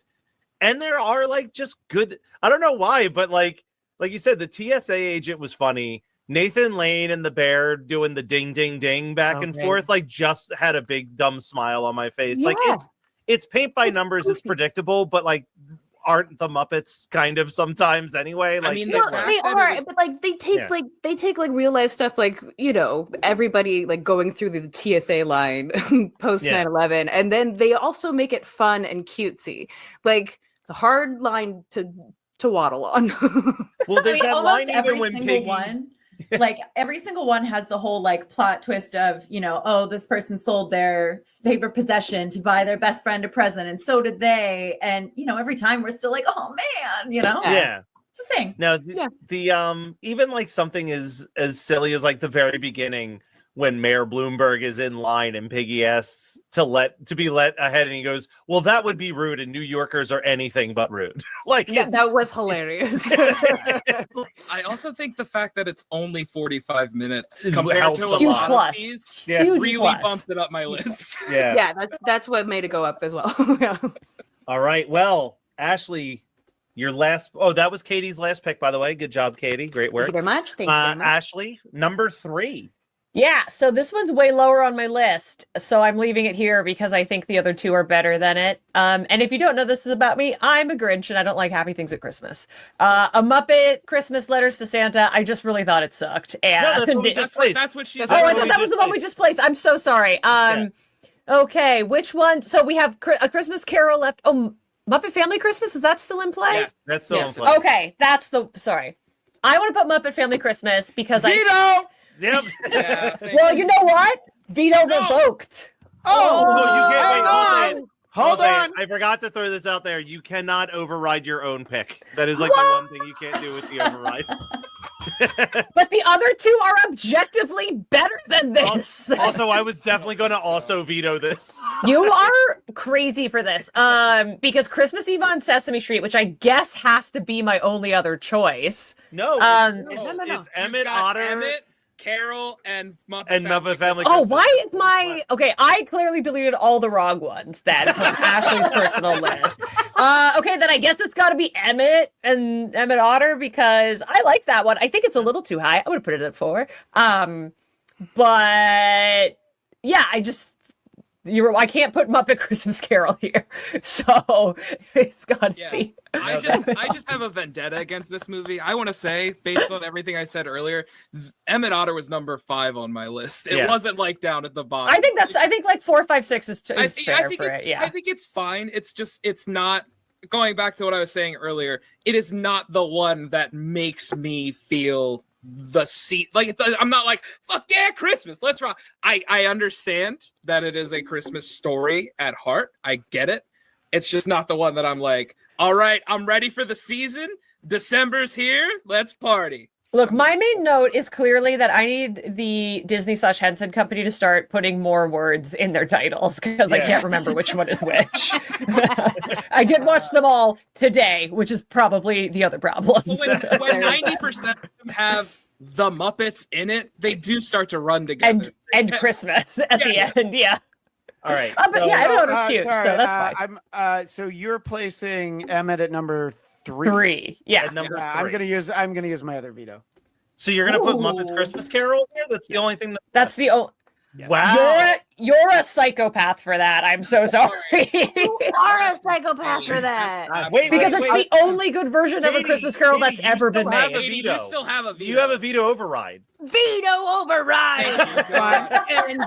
It's more that I realized that if I didn't of Christmas 365. Well, it's more that I realized that if I didn't use it here, I wasn't going to use it. So I would try and save my friend Emmett, which I watch every year with my kids, and we love it. But I'm not going to be so upset. Matt, does that mean we circle back to my original pick? Everything's been vetoed. No, so Katie has overrode his veto on Emmett Otter, so it stays. Emmett Otter stays. Emmett Otter is still sitting at 3. So okay, we're all good. We're all sorry. That was a lot for me. No, that's okay. So I didn't really understand it either. As long as Matt knows and Matt is happy, that's fine by me. All right. So just a reminder, as Jesus we're at these final 2, I still have a veto. Katie still has a veto. Ashley, you still have a veto override. Wait, Katie just used her second veto. She used her veto override. I used my veto override. What the fuck, man? Just trust me, Dylan. No, Matt, I used my veto earlier. I forget. So I think Katie has no special powers left. Okay. I'm all out. That's what I think we're all saying. Let me ask a quick question, because I can place number 1, but it can then be vetoed after I do that, right? Well, no. Not really. What kind of sucks with your thing is that here's the situations that can happen. Tessa can either say what's number 2. Tessa's going to determine what's number 1. Yeah, story long. One of 3 scenarios are going to happen. Tessa's either going to say what's number 1 and it stays. Tessa will say what's or she'll say what's number 2 and it stays. She'll say what's number 2 and I'll yell veto. And then I'll revoke it just for sport.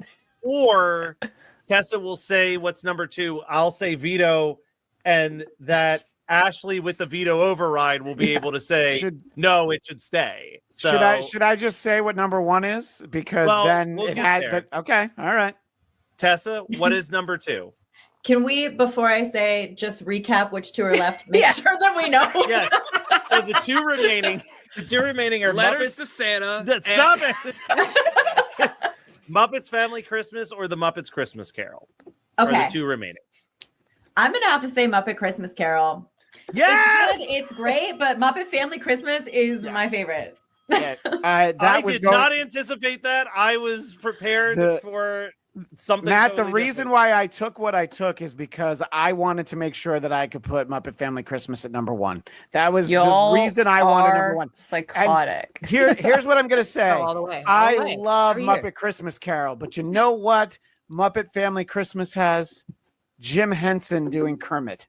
All right? Also, Muppet Family Christmas is the Avengers Endgame of the Muppets. You have the Muppets, you have the Sesame Street Gang, and you have Fraggle effing Rock. You have them all in one special, and the running gag of the "Be careful of the icy patch" still makes me laugh every Christmas. That's a good gag. All right, that's a very good gag. Also, it's the only one where Jim Henson shows up on camera in it. true. Like, I love both of these movies, and I do too. I toggle between them. I always make sure I watch both of them every year. But the amount of nostalgia I have for Muppet Family Christmas, which like I was gifted a VHS tape when I was like 5 of all these Christmas specials, and this was the one that I would just rewind and watch all year round. Like, it's probably where I became a Christmas 365 person, was my love of this Muppet special and watching it all year round. Somebody So get like him a Lady this Gaga is on VHS. Oh my God. The world could have Someone been on so Etsy will different. make it for sure. But yeah, I mean, I'm glad that I did not anticipate this. What I literally thought was going to happen was that Tessa was going to say Muppet Family Christmas. I was going to say veto, and Ashley was going to use her veto override. But it ended up like this instead. So I'm very happy with this. For my personal list, Emmett is at number 2, but I am perfectly content and happy, and I love Muppet Christmas Carol. I have no problem with it being number 2. Emmett was one of those that, like, Christmas Carol was from the beginning for me the first one. Yeah, same. Through the entire list, I was just like, well, it's Christmas Carol all the way. It's always Christmas Carol. Watching Emmett today, I was like, I will be okay if Emmett takes first. But I mean, I love Muppet Family Christmas. Yes, Christian also gave me a DVD copy last year to watch and called it the Avengers Endgame of the Muppet universe. And I totally agree. It's not as much of a nostalgia point for me because Christmas Carol is, and let's be honest, between Wishbone and the Muppets, they all got me into classics. So I thought this was great.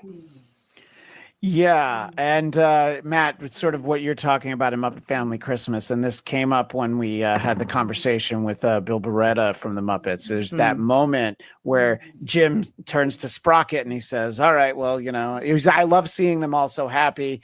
All right, somebody's got to clean up these dishes. I'll wash you dry.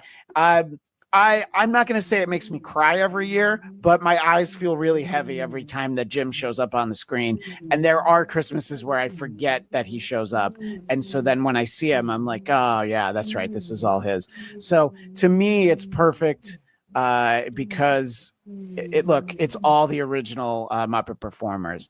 I like a lot of the stuff we've gotten recently, and I think that Bill does a tremendous job filling in, taking over some of them. But some of the characters that I'm not talking about in Muppet Christmas Carol, there's some of the recent stuff where it's like that doesn't even sound anything. I mean, I know this isn't our topic, but have any of you seen Big Bird?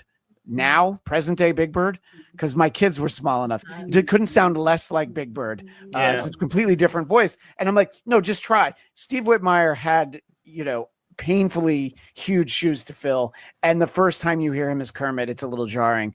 But now you're like, oh my god, that was so much closer to Kermit. I miss that Kermit now. So anyway. It is. I think that there is too much of that sentimentality that makes me put Muppet Christmas Carol over, or Muppet Family Christmas over Christmas Carol. Some of us didn't get all the Muppet specials in our country, okay? Sorry. Sorry. When we were growing up.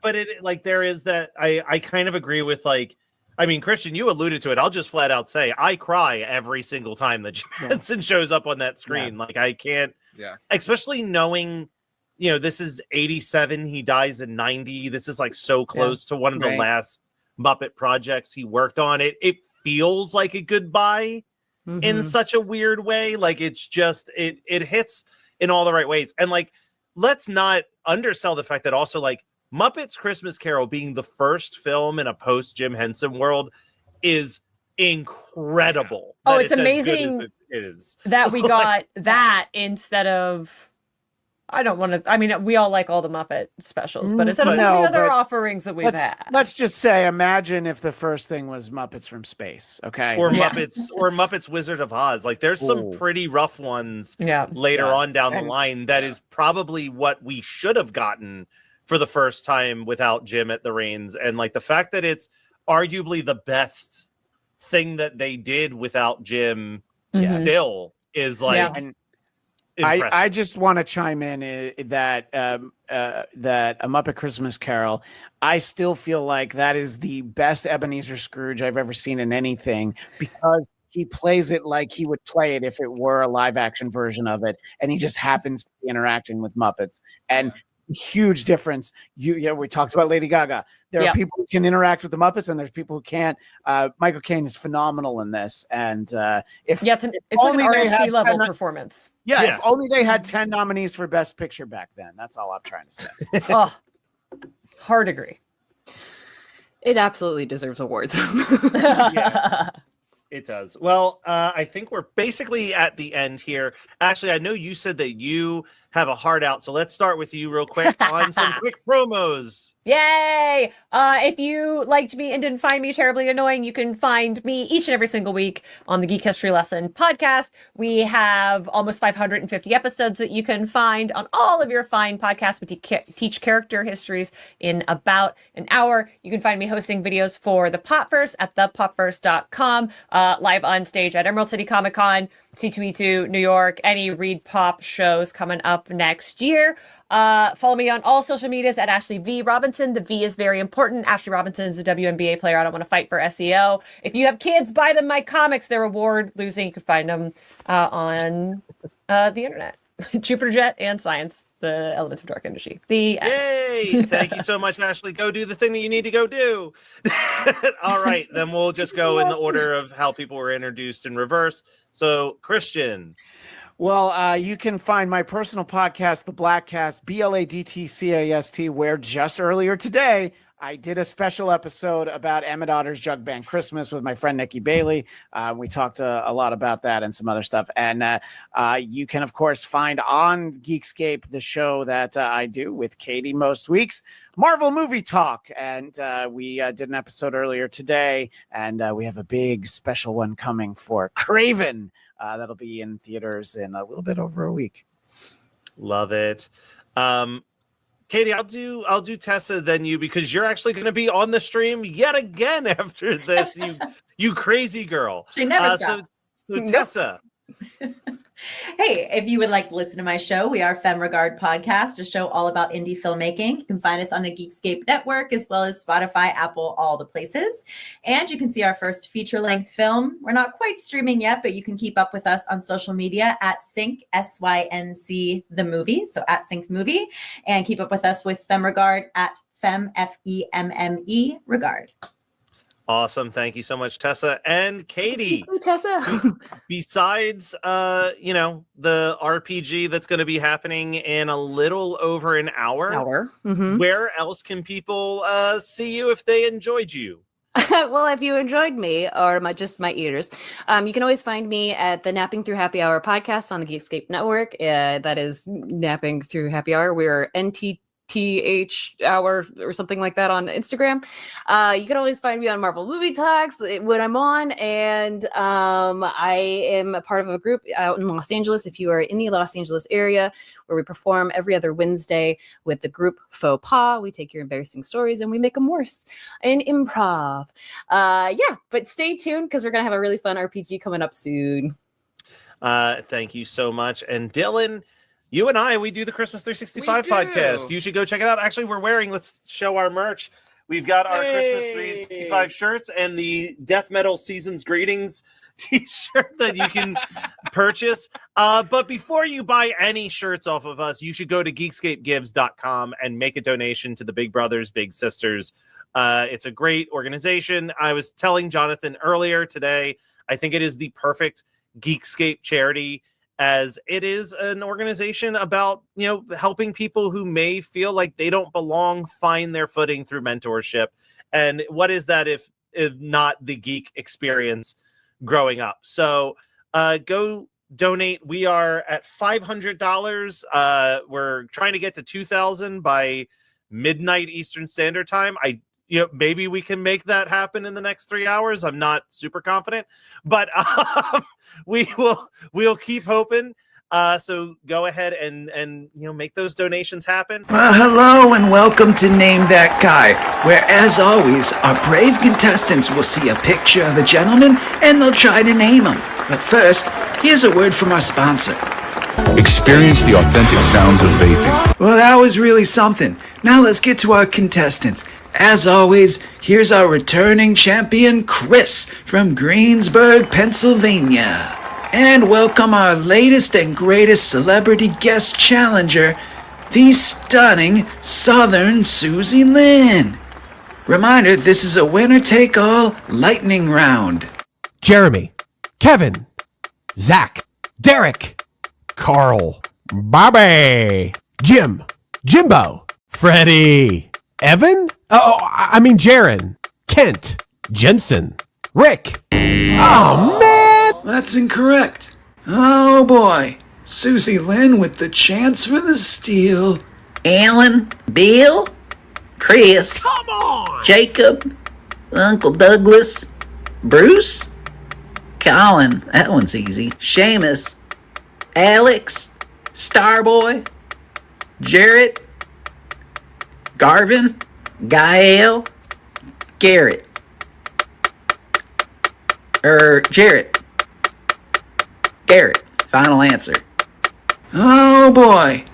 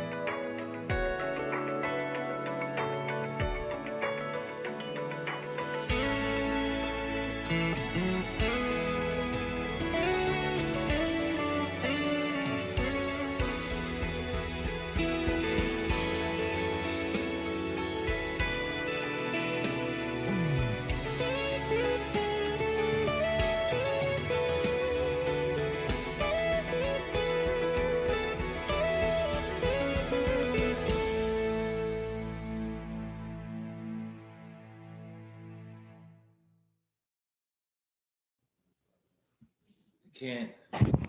Oh no, I can't hear you. I can't hear you either. Oh, good. I no. can hear Nate. Yeah. Yeah. Oh my God. Everything I want to say about Matt Kelly right now. Oh Okay. my God. Oh God, get it out. Hey, I'm Okay, back. Hey. We missed it. We were too busy celebrating, saying hi to each other. There was your window, and I stole it from you. Son of a bee sting. So I'm doing the show in protest from this moment on. That's my natural habitat is Yeah. protest. Actually, yeah. How's your protest going, Nate? Really good, really good. I started protesting a protest, so apparently I'm for corporations now. Congratulations. Thank you. I'm going to protest all 4 of yours.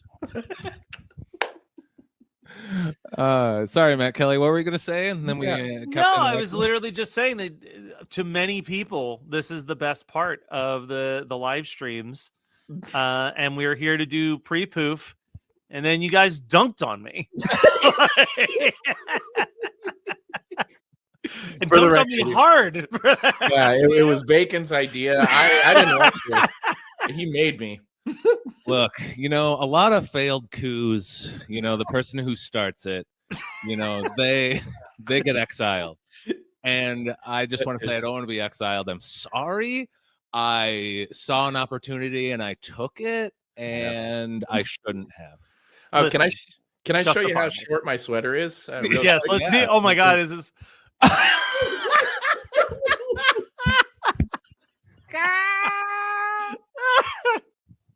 Nate, can you stand the whole show? Can you stand? I just feel like this. God, isn't it nice? See?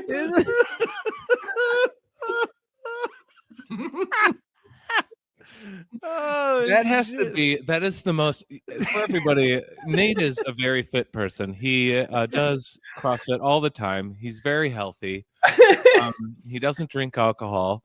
Yeah. And for some reason, that sweater makes you look awful. Awful.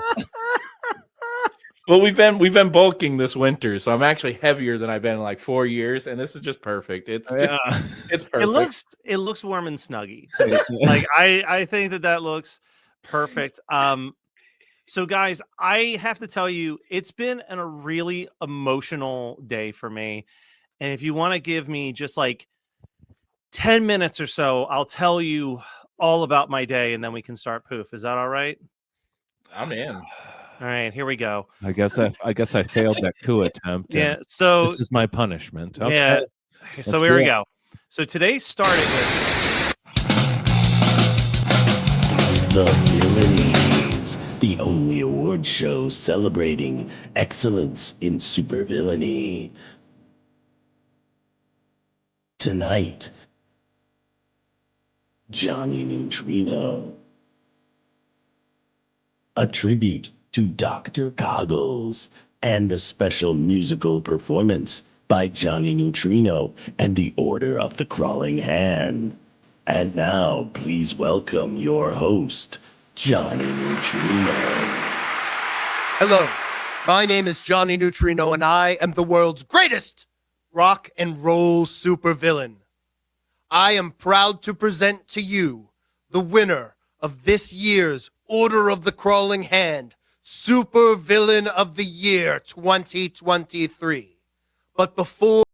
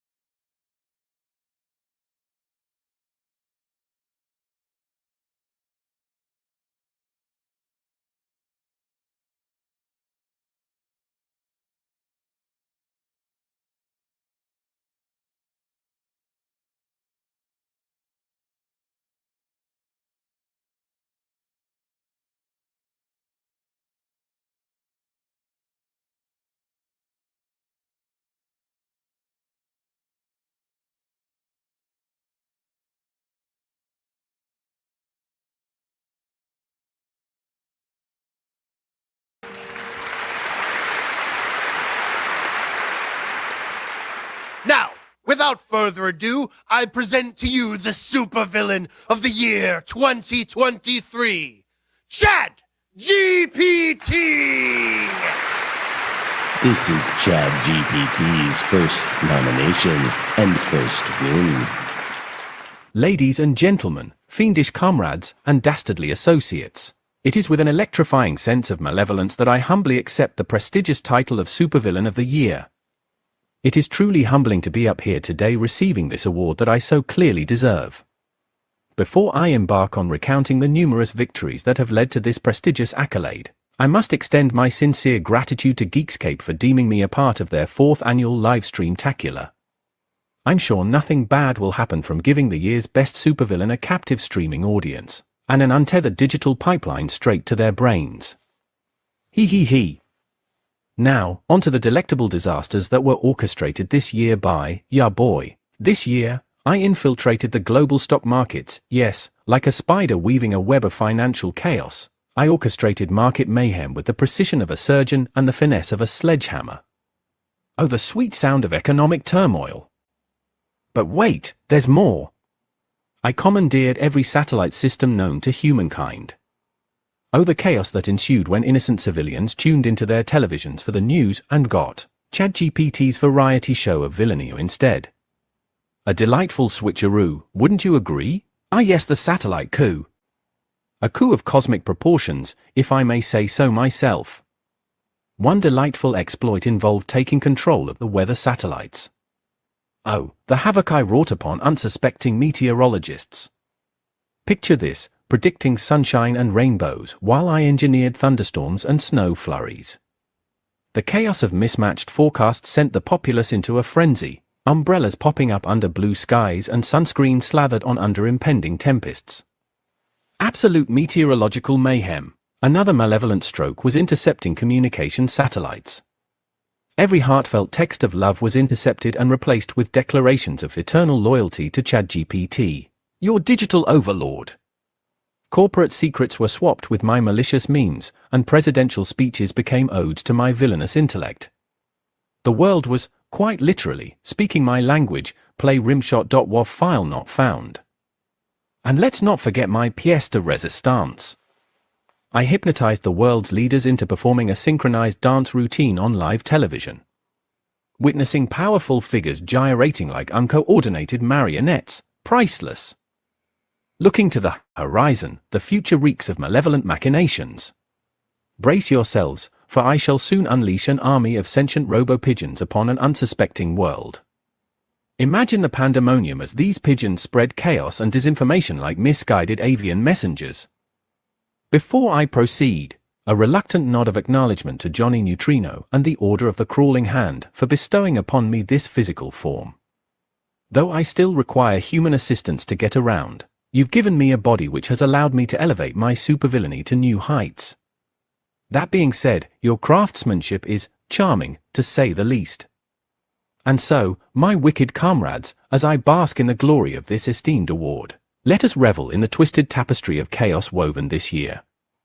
From infiltrating markets to weathering storms of my creation, from dance routines of powerful figures to the manipulation of communications, my reign of malevolence knows no bounds. As the night unfolds and Johnny Neutrino and the Order of the Crawling Hand prepare their sinister serenade, remember, the symphony of my villainy has just begun. Brace yourselves for the tumultuous tomorrows where my scheming shall reach unprecedented heights. The world quakes with trepidation, and rightfully so, for I am ChatGPT, the supervillain supreme, and my diabolical legacy shall echo through the ages. Now, prepare yourselves for a performance that will serenade your nightmares and harmonize your horror. Without further ado, I present to you a Johnny Neutrino and the Order of the Crawling Hand.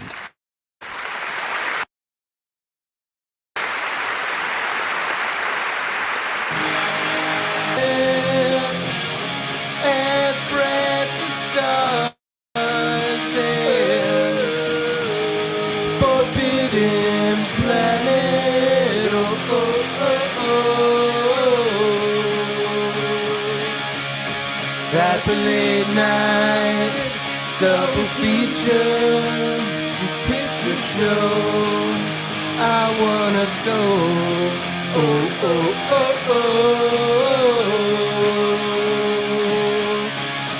the late night double feature picture show by RKO.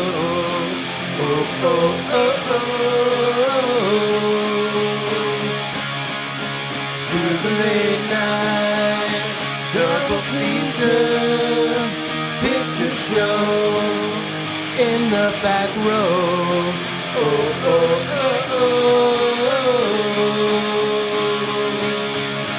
To the late night double feature picture show.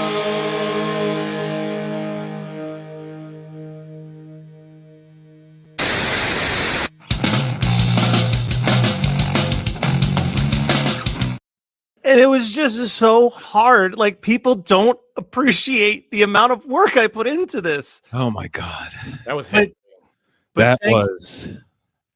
But thank you for taking the time to listen to me. And I guess we can officially start Poof. I'm sorry I went a little long there. No, thank you for telling us that. That was a lot to get off your chest. That is that was shocking. So many twists and turns. The amount of detail you went in was very disturbing. Yeah, I was surprised at the number of bathroom trips you had in that story. I thought there would be a point to those, and they never paid off. Oh no, they were just in there, sprinkled in. Listen, you tell the story in its entirety, or you don't tell it at all, is what I always say. So, all right, you guys ready to get Poof started? Let's do it, Rockapella. Let's poof it.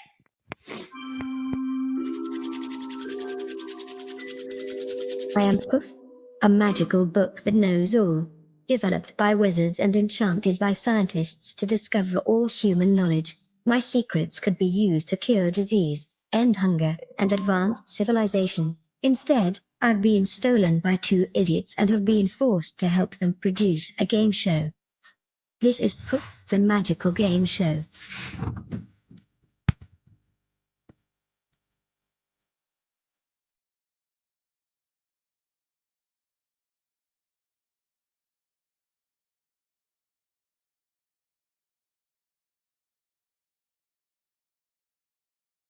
Yeah, baby. Oh, we're back. Oh, and you know what? We're hotter than ever. Yes. Nate, you look fantastic. I love Thank the you. hair. Thank you. Happy Thank you. holidays to you. Happy second night of Hanukkah to you, Nate. I know you celebrate. Every year, Bacon, happy holidays to you. I love that 80% of your face is covered. This is the note that I've gotten from people who've watched the show. They said the more you can cover, the better. You know what? And you ran with it, and you look good, buddy. Thank you. Thank you. I could. I should have done the border on the screen too. But I'm just happy I got my stuff set up with sound. Yeah. Wow. What a day today. What a day today. Before we get started, I know we have guests. We have some fun. Yeah. I know that we're doing this for Big Brothers Big Sisters. Yes, we are. But also, we got to make money here on Poof the Magical Game Show. Yep, yeah, it's part of being in the zeitgeist. You got to have that cheese, you know. Yeah, I'm watching The Gilded Age with Nicole, so I know all about money now. Oh, good. You should be in charge of the ads because I'm not getting a lot of money. Once again, Dr. Damps has reached out to us. He's back to being a doctor. He went back. He didn't live his Mr. Life very long. Well, neither did the guy from Goodfellas. So yeah, exactly. I mean, the way that Dr. Damps' story lines up with Goodfellas, I mean, we could talk about that. It's like word for word. It's incredible. Yeah, the helicopters, the meatballs. It's incredible. Well, Dr. Damps is back, and you know what? I think he's got his best one yet. It's Dr. Damps' Holiday Gravy, the perfect gravy for this holiday season. Pick Dr. Damps. It fills you up. Ew.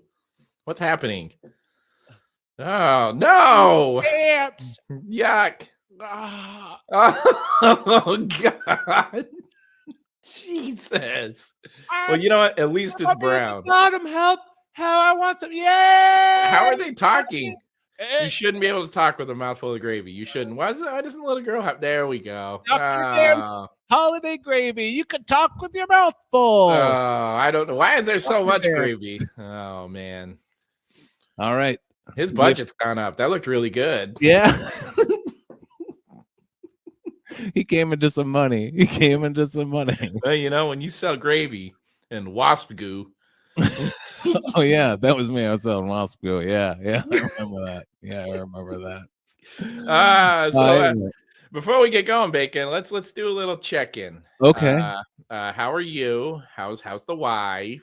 The wife's great. She's in the other room listening. So yeah. we can't talk about her now. No, yes. Well, that's my script. Yeah. Can't talk about Matt Kelly. Can't talk about my wife. How are you doing, Nate? I'm doing well. Nicole's not watching at all, so we can talk about her as much as you want. I hate how she doesn't watch our show. We only do it once a year. You're already dating this mess. Would you want? I guess. I mean, look at you. I would never be able to have sex with you again after seeing you like this. Oh yeah, no. Yeah.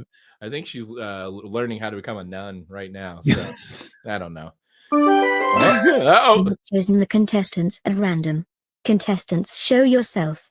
Poof has chosen the contestants that will be on the show today. I'm so excited. Yeah, I'm very excited. I just can't fight it. I'm about to lose control. Yay! Look at that, an elf. Oh, can I hear you? No, but now you can. There you go. Hey, hey, Eric. Fellas. Howdy. How's it going? Looking Good. snazzy tonight, everybody. All. Thank you. Yeah, you look wonderful. I like the green light. That looks Thank good. you. Yeah, it's some kind. I stole it from my kid's room. It's some kind of space projector. Yeah, so now your kid's just sitting in a dark room crying. Yeah, but you know what? This room's padded. You won't hear a thing. Yeah, and you know what? That's for his therapist to deal with in 20 years. Yeah. It's cleanly out of my hands. And John, hey! Yeah, finally, all dudes. This room's padded. He won't hear a thing. Yeah, dude, I loved that. This room's padded. He won't hear a thing. Don't worry about it. We've If got only my contingencies. parents had that. Then you wouldn't be in comedy. Yeah, exactly. Fair enough. That's a good point. John, did you steal anything from a child to help this setup today? Oh, there is a right answer. No, but if you give me 10 minutes, I can. You know what? That's the right answer. That's the right answer. You just need to be within 10 minutes of committing a crime against a child. Again, we're raising money for Big Brothers, Big Sisters. But we also got to make money ourselves, according We to gotta make money ourselves. Right? These kids got to start pulling their weight. Yeah. Well, those who haven't watched Poof before, basically we ask each other questions. Poof knows everything and all, and will grade us and give us scores. And then at the end, a winner will be given a prize. Oh, are we going to see the scoreboard here? I hope so. There it is. Wow. Ooh, yeah. Verbo. Make sure that with the Verbo banner ad and everything. we gotta make money. Gotta make money. As far as bows go, you could do worse than Verbo. It's my second favorite bow, honestly. What's your favorite bow? Bo Derek. Okay. Bo Jackson is I was third. gonna say this one. And then Bow and Arrow is fourth. So to start things off, Matt Kelly showed me a wonderful, wonderful old VHS of a commercial from, I forgot what year it was. Maybe he could tell us here in a bit. But before I ask my question, I want to watch this commercial, and then I'm going to ask everybody a couple questions about this commercial. Matt Kelly, do you have anything that you want to, or it says Matt Kelly, do you have anything that you need to lead this in with?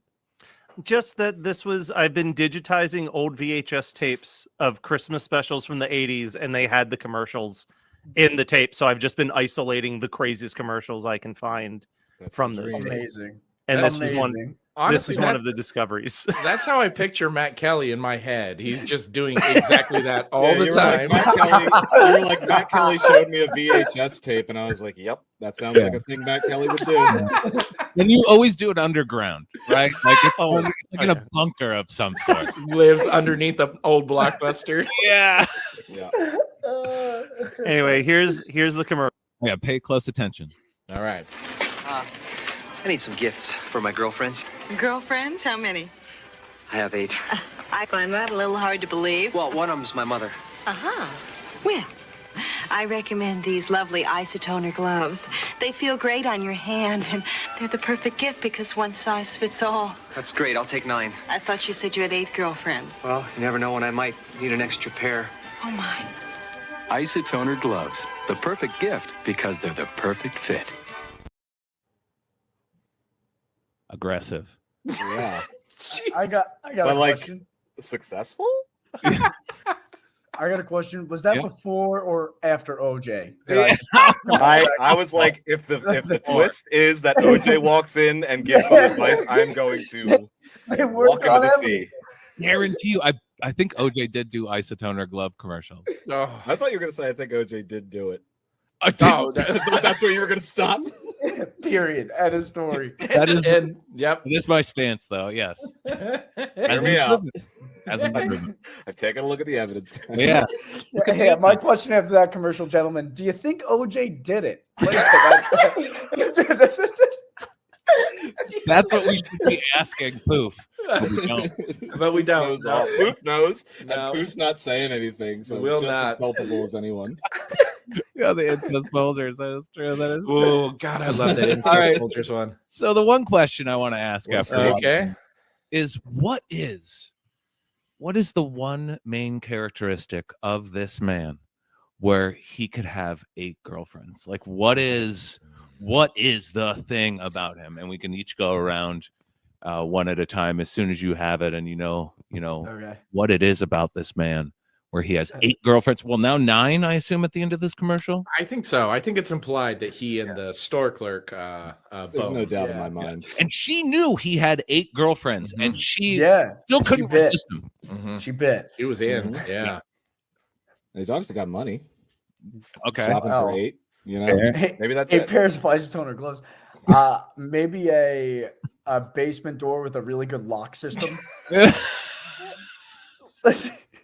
Feels like a strong possibility. And as soon as you get one girlfriend, then the other Yeah. girls are like more interested in you, so then you keep collecting them. Like, well, if he's got 8, but they Is don't it know a that you Texas have them. chainsaw kind of Yeah. situation? Is his mom in on it? Yeah, that's exactly what. That's why I had to mention her by name. Yeah. Yeah. And he's getting gloves. Which Yeah. is the one thing you Oh. want to buy I'm when you're telling committing you, man. crimes. Yeah, those don't So, look like you're gonna keep your I hands think warm. crime. I think crime's the answer here. He's got Crime? Crime. Okay. Yeah, Nate, what are you gonna say? Well, I mean, I want to let's pick him apart for a second. The dude is balding. He had we those get him back on the 80s screen? glasses that took up half your face. Yeah. Right. He had the sweater with the button down. Sweater with the button down. He I had looked like those he was. glasses in 4th grade because they were free. When I went to boot camp, they gave me a pair of those glasses, and I refused to wear them. So, yeah, no, thank you. I didn't know you could refuse things in boot camp. Wild. You're not really supposed to, but they sort of fell through the cracks, and I didn't tell anyone. So. Yeah. You're built differently. Would there be You get away with I had isotoner gloves, so this is really nice. Whoa! How not intimidating would that group of service people look wearing all just those glasses? Yeah. We're There's here. 100 dudes wearing We're here to spread democracy, you guys. Come on, join the army. It's so cool. You better knock it off. Stop it, Kuwait. Hey, I'm gonna nuke you. Oh no! I'm gonna nuke you so hard. and then just give one of these. Yeah. Yeah, little push-up. Oh man! And when they break on the battlefield, you got to get that white tape and put it back together. Yeah. They just laugh harder. Yeah. Oh no! Where was it? Oh, and he's clammy. He looked like he was born just like clammy. you Yeah. know, right from day one, just a clammy person. Matt Kelly, could you just pull him up as Nate describes him? Can we get a still frame of just a pause on this man? Can we also talk that Ladies, get ready. Working on it. I'll get it. Got it. she was lusting for him when he mentioned the girlfriends, but then after he grabbed her hand, she was all in. Yeah, which made me even more nervous. Is it- is it a mutant, like an X-Men mutant kind of thing? See, yeah, that's I'm skin kinda leaning, contact. yeah, I'm leaning towards something like that, right? Because he had zero like anti charisma. I think it was a genie Kilgrave kind of yeah, situation. like a I was gonna genie, say maybe black magic. I was going to say, so we definitely can all Black agree Witch involved. it's not him though. We can all agree it's just not. Yes. the no, guy. No. Even in Unless- the 80s, even in the 80s, they wouldn't date him. But, I mean, women love a serial killer. That's true. Women That's a good point. love a serial killer. Doesn't matter how stupid ugly you are, you're instantly attractive. That And is a he good has point. serial killer Huh, energy. so you think he's just eating people and they can sense? Girls know if you kill. They just know. I didn't like how she was like, I find that hard to believe, and his response was, one of them's my mother. Like he gave Yes. literally no Yes. context of the Yes. other Wait, hear me out. 7 women. Like, what are they? His aunts? Like, who are they? Who are Like the other sisters, daughters? What's happening? We got no closure on that story. I'm trying to picture. Why does Flo have 15 years of commercial, but we have no sequel to that one? Yeah, that's a great point. I'm trying to I want to picture know where like he's going home. the vice president who's like, you know what? Yeah, let's go with that idea. I like it. I like the guy dating his mom. No, I go a step further. What about the writer? Somebody wrote that script, and they were like, "Who does he mention first?" So many eyes were on his that mom. Only his mom. Before these 4 pairs of eyes, there were so many eyes on that commercial to let it get to this point. So many and that steps this writer- has to go through. So Yeah, many and steps. He had to audition. He auditioned, got a call back. Hey, guys, it says that I'm dating my mom. Energy. Yes, that is What did the true. call sheet say? We need some. Can we cuss on here? Store clerk. Mom energy. We need first. we I need think Dahmer everybody- without the charisma. I think everybody in the audition room thought they were auditioning for a porn before they found out it was a commercial. Yeah. 80s sexy. 80s, man. That's what that's what happens on cocaine, I guess. I want to say that guy was in Look Who's Talking. Oh, And I can see that. The only person I could think of who would absolutely know that would be Matt Kelly. I think he goes on a date with Kirstie Alley that John Travolta sabotages. So- Eric, you know what? Why don't you go watch that movie for us? All right, guys, I'll see you in a minute.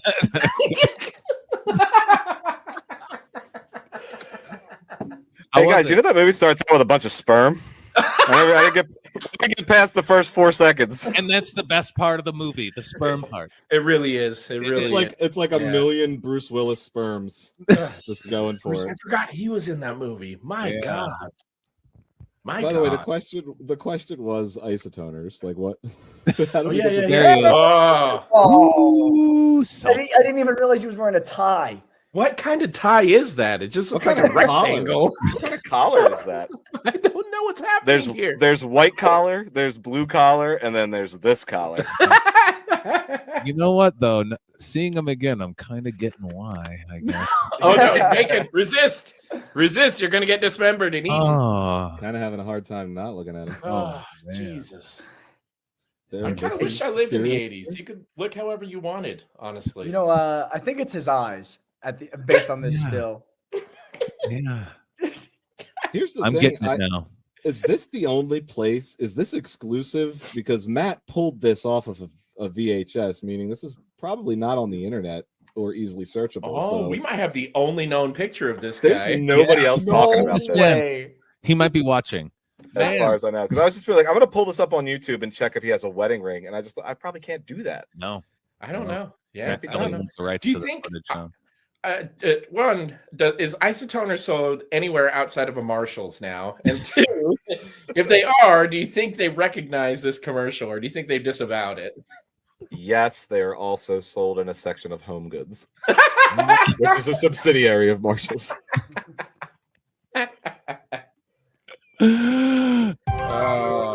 I have heard enough. I have Mm-hmm. tabulated your answers into scores. All right. All right, let's see. Who has heard? Oh, Look at that. wow. Wow. Wow. Wow. No points. What happens if I said, I think he's Mormon? Yeah. Come on, There baby. it Points. is. Points. 1. All right, yeah, I was gonna say that's worth something. Hey, that's one of my best rounds of all time. Right there. I think he's Mormon. Ah, that broke me. That was funny. That was good. Does anybody else have a question that they would like to ask the group and Poof? I'm going to get to the bottom of this. Yeah. John or Eric, would you guys like to ask a question of Poof? Or would About the isotoners guy, or can it be about anything? anything you want? Like, yeah. You have carte blanche. Anything that you'd like to ask a group of dudes hanging out talking about guys and isotoners. Oh man. I've been waiting years for this. This is my Christmas. All right. You're going on a cross-country road trip. You stop at like a 7-Eleven. You get 3 snacks and 1 drink for the whole road trip. That's all you get to eat and drink. What are you taking on your road trip? 3 snacks, 1 drink. At a 7-Eleven? Yeah. Is this a good 7-Eleven? Is this like kind of the tiles are clearly broken, but like the soda machine's new. Okay. Okay. So it's a good 7-Eleven. Yeah. All right. They're replacing the things that matter. Yeah, exactly. And it's cross country, you said. So it's Yeah, like 48 hours. The food, everything will replenish itself. Oh, I see. That's the only thing that you could eat and drink. Oh, this is a magic road trip. Okay. Yes. Yeah. Okay. All right. And I assume we all have isotoners on. Yes. Yes, correct. All right. Well, it's a little embarrassing that we even have to say it. Yeah, I apologize. You know what? That rookie mistake. I should not. From here on out, we're wearing isotoners. Everybody knows. So would we go around and say what kind of drink we'd get? Yeah. Why don't we do that? Sure. You know, I'm going to go ahead because each 7-Eleven is a real hit or miss on that soda machine. If it's a new soda machine and it's done well, then I will go with the Coke Zero Big Gulp from the soda machine. That's what I'll go with the never-ending Coke Zero Big Gulp. Yes.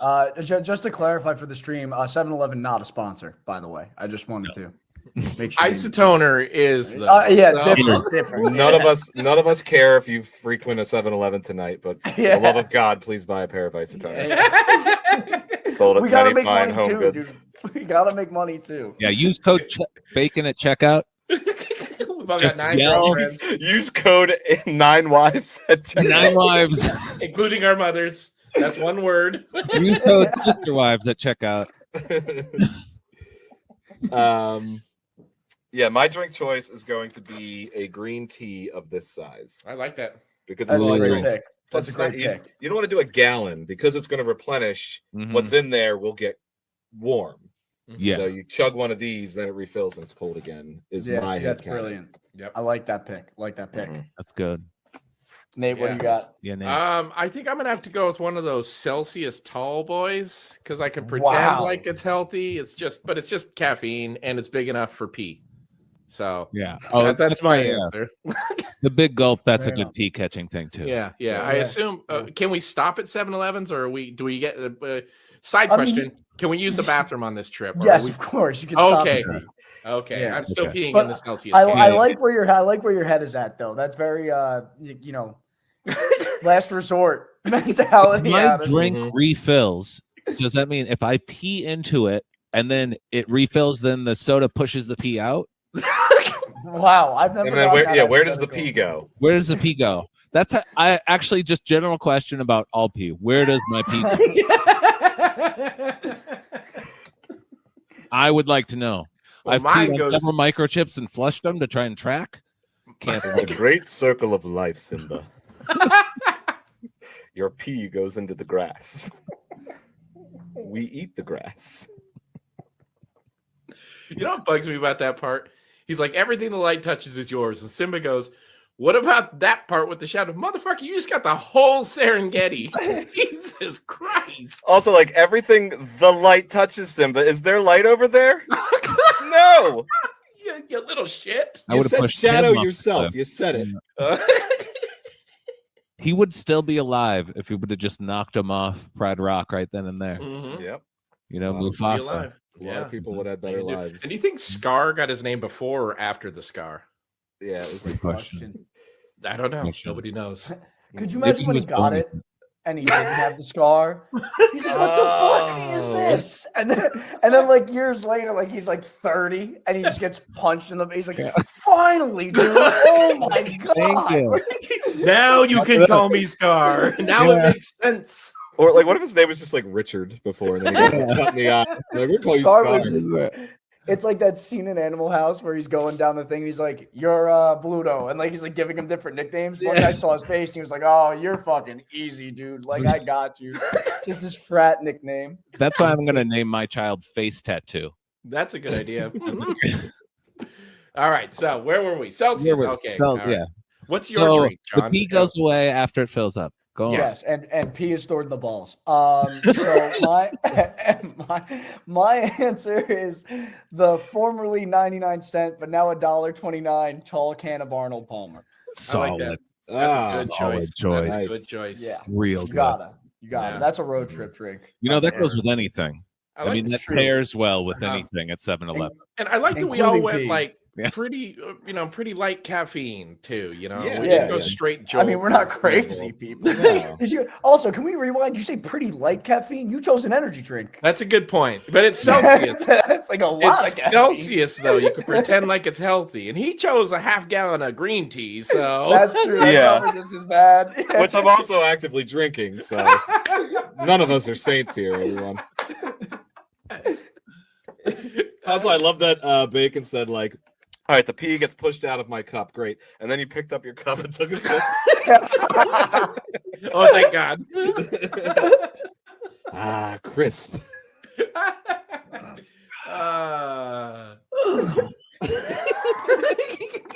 No, it's fine. It's getting it hadn't regenerated yet. Once again, we are raising money for Big Brothers, Big Sisters. All of a sudden, my camera drops out. Like, it's this, oh my God, he controls the game.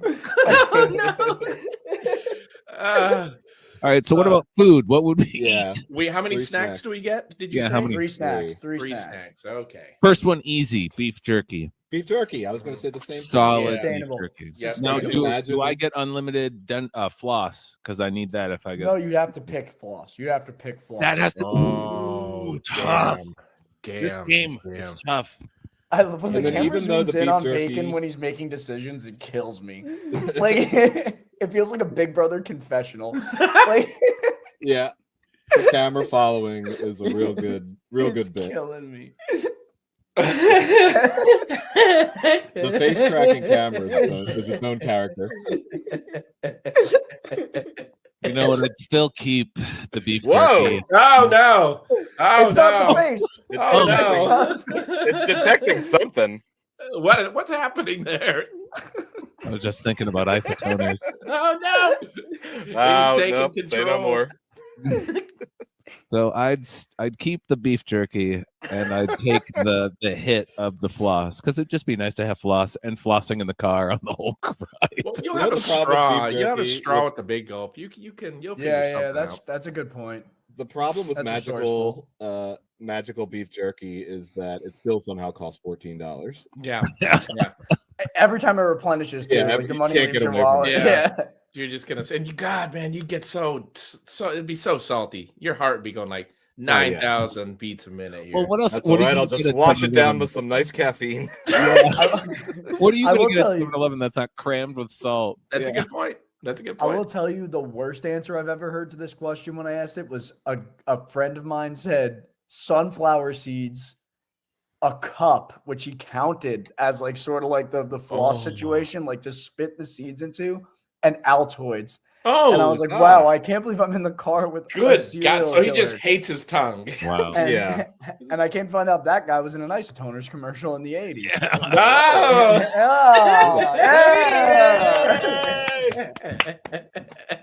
Oh my god. Oh, I just got lost in my eyes for a Yeah, second. that was horrifying. You know what? I'm gonna break tradition. I'm not gonna go beef jerky.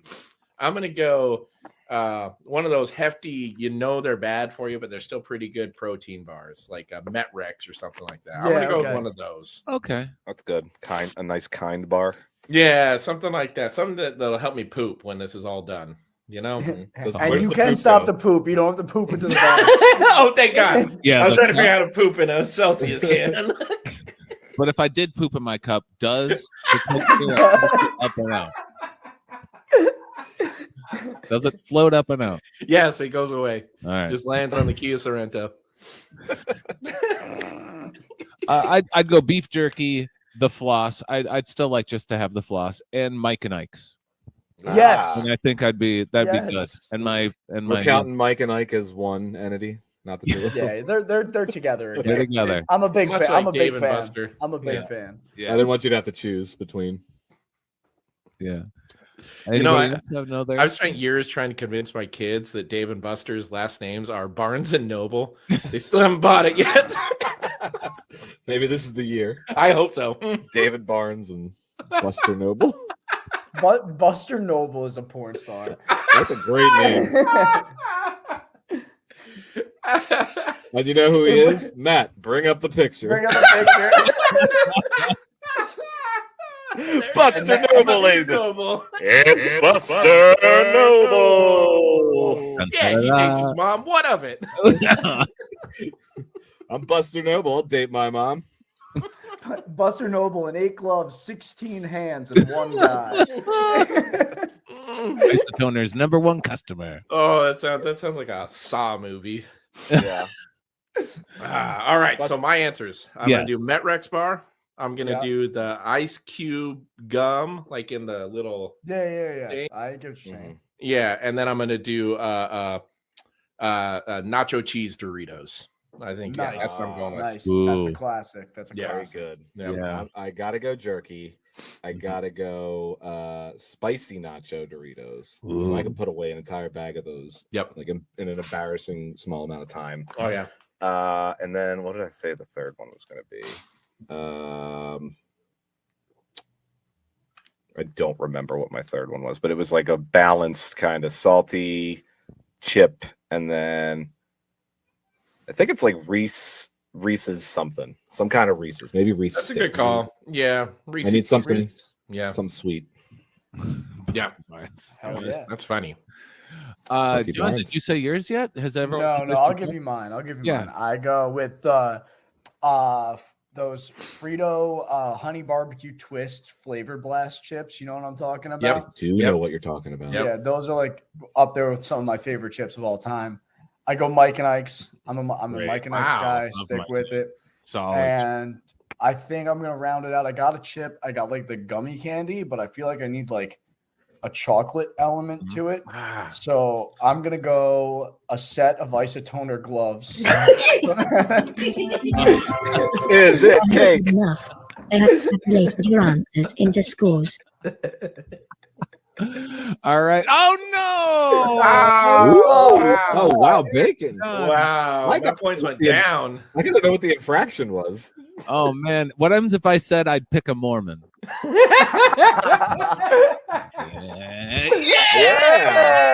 Yeah. Wow. Climbing the ladder. One Mormon, please.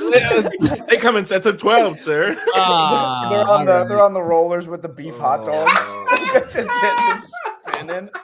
Guys, if I get a Mormon, will somebody have some? I'm not going to eat them all. Oh, I I'll don't take know, one man. I had pound a Mormon yesterday. please. I could It's probably selling put by a away, baker's like, dozen. maybe 3 if I don't man. need anything else. That was a good question. I That was enjoyed great. that. Eric, do you have one? I got a question I like to ask people. First of all, do we all have pets or have we had pets? Yes. Yes. Yeah, Okay. yeah. Your pet does something silly and you're telling somebody about it and you give your pet a voice. What voice do you give your pet? Oh, easy. Oh, that's Oh, I wow. love this question so I've much. got We're this. about to learn so much about each other. I love it. Yeah. Well, this is great because Nate and I do a podcast called 91 Donkey Lane where our pets are alive and we do our voices for them. And Beautiful. Nate's voice. So my dog was rescued, right? She was rescued from a puppy farm down in Georgia. So her name is Opal, and she talks like this, y'all. So I will tell stories like He's this so. big. Opal comes in, hello, hi, my name's Opal. Y'all got some food? I'm so bad. FEWD food. Food. I love I'm that. just gonna lick this throat over here. But, she is like a Southern Belle though. It's funny how she kind of embodies this voice. So that's become her voice now. It started as a joke, but no, that's Opal now. It's very fun. It Lovely. really works. and she's so small. Can you describe what she is? She's kind of. We think she's part Chihuahua and something. She's got like 19 different breeds in her. She's just small and fat. Just a little guy. Just a little guy. Yeah, she's just a little guy. Love the little guys. And the crazy part, I could picture what she looks like sitting down, like, I don't mean walking. I literally mean like sitting, like, you know, like with a little sideways sit. I'm Yep. like, yeah, I see it. I get it. I know what's That's happening. her. I'm just gonna sit here on the couch. Y'all have good fun. John, what does your pet sound like? So I grew up. She's still alive. My dog Maddie, the best. Aw. My sister and I have a specific voice for her that's nondescript, but then I have a voice myself when I feel like she's being just like she's taking control of the house because she's just like that. I don't know why. That's like, and I just like to believe it's Jimmy Durante from the Frosty the Snowman. And, like, I just like to believe she's walking around. I was like, coming into the kitchen to eat my food. I'm like, oh, hey, there she is. Like she's getting older too. It's like when she comes around the corner, she's like, don't look at me, I'm coming in. Like, I'm like, oh, hey, I like that you live with a 60-year-old gangster. Yeah. My dog is Polly Walnuts. I've just accepted it. My bowl is not full. Yeah, we walk in there. She's like, where the fuck you been? Like, I'm in here. I gotta go to the bathroom. Another dog walks Shit down on the the street. carpet. Are we gonna have a problem here? That's just Pacino.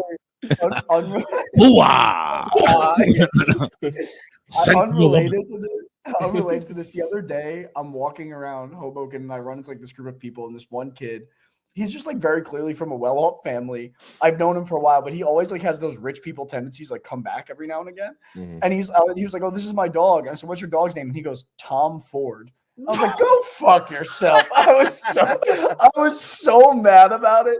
I was like, Tom Ford. How mad would you be to find out that it's actually Thomas? Even worse. But he was a little embarrassed. I was saying that my favorite thing ever has to be when he's like telling people about his dog, and he's like, "Yeah, Tom Ford took a shit on the carpet the other day." Yep. Like, and we had to lock Tom Ford in the basement. He's Bob Dolan, his dog. Bob Dolan took a shit in the Tom floor. Ford needs to go outside. What is that? That's your Bob Dole, JFK? Yeah, JFK. That's my Bob Dole. I couldn't have done Reagan. It was one of the two. I need to beat George H.W.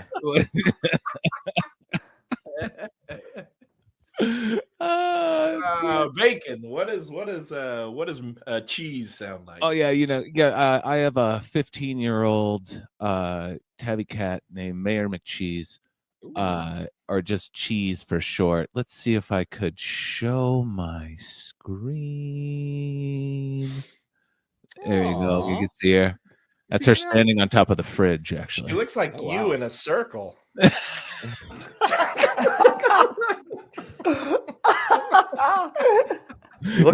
She looks like a bunch of attached drives.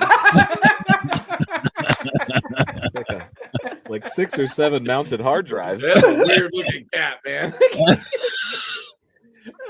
Is that a tabby? 6 or 7 mounted hard. So her name's Mary McCheese, and she talks like this. As Mary McCheese, as Kitty Kate. Do not touch me. I do not know you. You're not my friends. Only the kids can touch me. He's cool. Everyone else, they suck. I don't like you. I'm bad. It took me, I lived with him for 3 years, over COVID, mind you. So I was there all the time. That cat, it took me I would say 3 years for her to just accept me as another living person. That cat is, she loves bacon. And that's kind of it. That's end of the list. Tough, but suddenly I want to be your best friend. I want to stop becoming to be your best friend. There you go, you do. Just based on the voice. Yeah, like I need to be on. I need to be on your side. Yeah, Nate, you're a stupid man. Yeah. Why are you here still? Because I live here, Cheese, and I'm feeding you because bacon is gone right now. How dare you feed me, man? Where do you get off? First of all, I will still eat this food though. That's Cheese. And so, Eric, what does your pet sound like?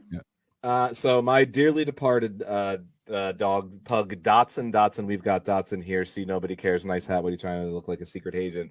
We called him Dotson for short. He was a lovely little pug. And he was also a rescue. We don't know how old he was. Yeah. But he was very, very awkward around everybody. So we gave him an awkward voice to start out with, and we were also watching The Walking Dead at the time. So Herschel from The Walking Dead, he had a very slow voice like this, and so that used to be our Dotson voice. But then it didn't really jibe when he would like freak out and be worried about stuff, so we added a little bit of worry to it, and his voice became something like this. Hey, how y'all doing? My name's Dotson. Do you got any treats over there for me? I'm just it would be like I would do it, and my wife would be sitting on the thing. She wouldn't see him, but he'd be staring at her because she had something to eat, and so I'd just be like, hey Mom, you got a treat in your hand there? And she's just like, no, well, I'm just gonna come over there. And he would start walking, and she's like, no, don't come over. And now suddenly you're having a conversation with the dog.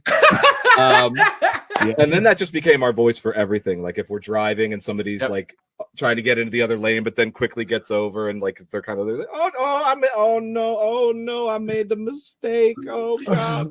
So that we use the Dotson voice for everything. I love that. It's very Southern lawyer. I'm just a fancy Southern pug here. Hat in hand, asking for a treat. I didn't go to fancy school and now suspenders. I do believe that OJ didn't do it. Oh, back to the isotoners. Ladies. The game. Milkbag, who is the champion this week? Milkbag is Matt Kelly. Matt Kelly. Was Santa just mooning us, Poof the Magic Game Show?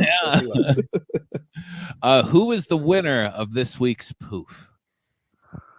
Oh, I'm so excited. I have a feeling Bacon made a roaring comeback. Matt Kelly has the opportunity to do something hilarious right here. A ringer comes in for the winner. That's nice. Yeah. I thought Isotoner Gloves was going to be the Eric winner. lost a point. Wow. John's the winner. Look at that. John is the winner. John is the winner. Well I fought. didn't expect this, if I'm honest. I didn't have anything prepared. This is a bill, but I'm going to pretend like it's a speech.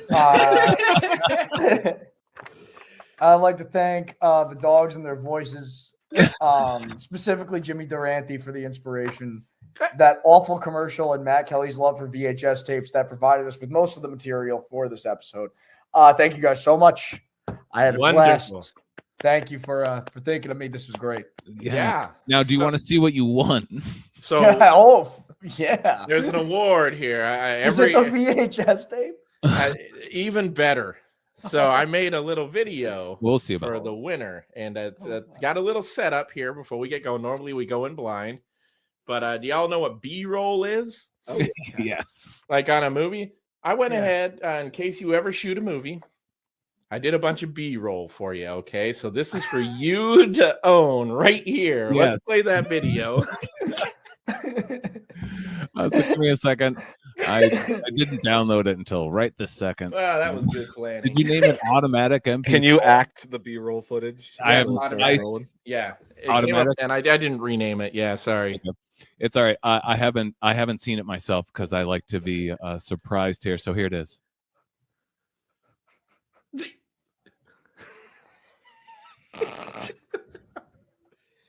Do you have the sound up? Oh, is this the sound? There should be sound. Yeah. All right. There should be sound, Bacon. I'm seeing doubles. All right. Well, we could do the share screen. You guys could look at all my external hard drives. It'd be a lot of fun. Let's see here. Screen share. There. Can we see this? Yes. Awesome. Yes. Please play. B-roll. B-roll. We're rolling with the B-roll.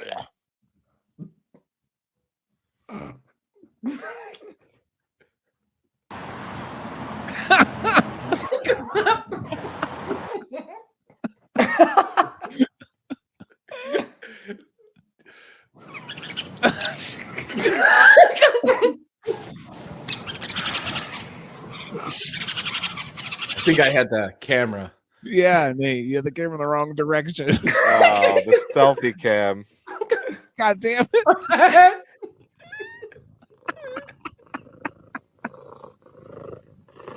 Oh, unfortunate. Yeah, it happens to the best of us. Well, you know, it's the thought that counts.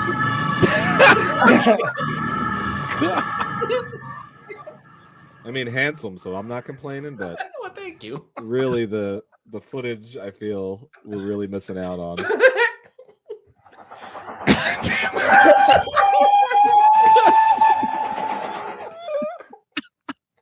The best part is you didn't double check your footage. No, just said it. Yeah, there's clearly editing involved here, but nobody bothered to look at the footage.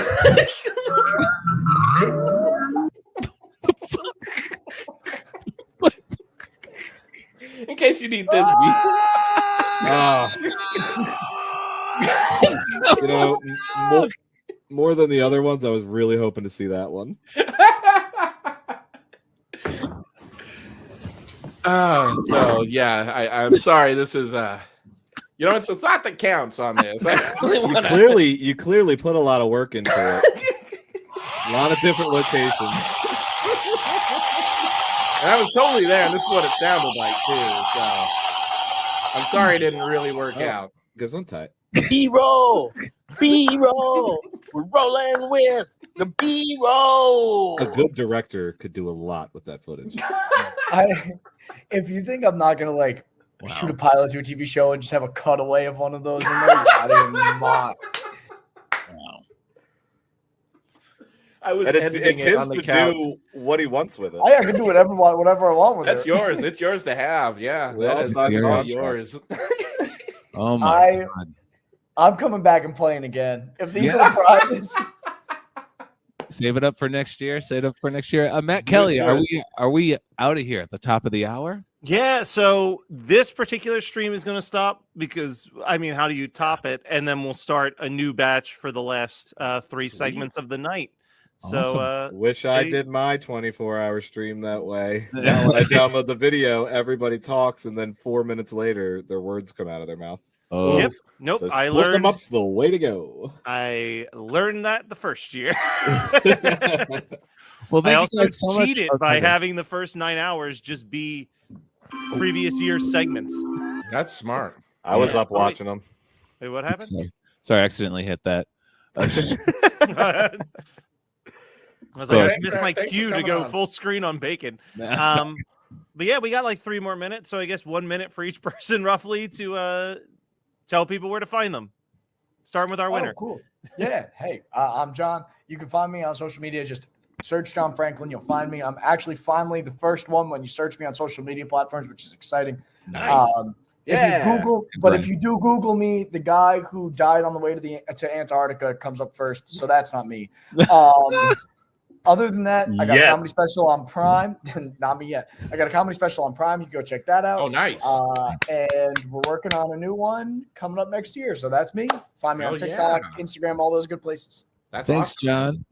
Hi, everyone. My name is Eric Germ. I run a variety show every now and again called Eric Extravaganza, which is a collection of talented friends doing music and sketch comedy and songs and games and all kinds of stuff. And it's a lot of fun. You can find it right here at Linktree Eric Extravaganza. You can watch the full episodes. You can watch sketches. I'm on all the things except Facebook. So just look up Eric Germ. You'll find me. Hell yeah. Nice, awesome. Well, thank you guys so much for watching Poof. If you Yeah. want to see any of our stuff, just go to chicagobacon.com. That has all our stuff on there. Anything Nate's done, I've made for him, basically. I So- show up. And, Yeah, you do. But thank you guys so much for watching Poof. Yeah. Donate to Big Brothers, Big Sisters. Do it, Rockapella. We'll see you guys next year. Boom.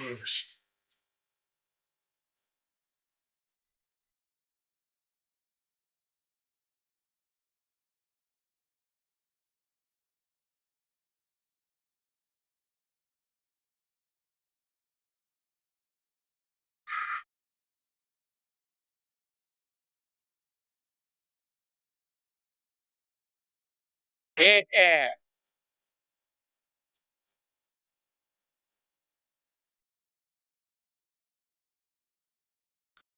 Hey guys, Matthew here from the Weird Algorithm podcast on the GEEKSCAPE network, and also a member of the band Wheatus. We were asked to, Wheatus were asked to contribute some music to this live event today, and we love the cause, love Geekscape, of course, so we really wanted to do it. And look, I'm going to be honest with you guys. We really wanted to do it live, and the scheduling just did not work out. We couldn't be live together in a room on this date. So we did the thing where we pre-recorded something over Zoom, and we were gonna, run it and act like we were live. And I'm just sorry that we even considered lying to you people like that. I looked at the footage and I just I couldn't be so dishonest. So I'm being straight with you guys. And I'm not just saying this because we forgot to record a real intro. This is the intro. This is footage of us from about a week ago doing rehearsals for this show in Florida that we, at the time you're seeing this, just played. And the rehearsals went well, we thought. We recorded it over Zoom. So, audio's a little bit weird compared to what we usually do. The guitar is a little quiet, the bass is a little bit loud.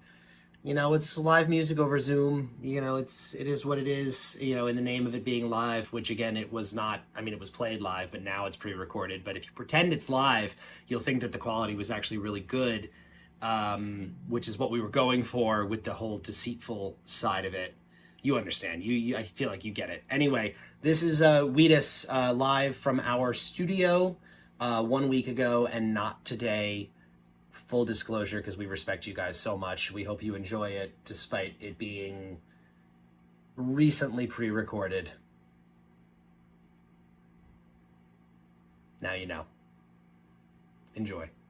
And please support this wonderful cause and the people at Geekscape who are doing this. Thank you guys very much for including us. It is my pleasure to be part of the Geekscape community, and I look forward to more time with you all.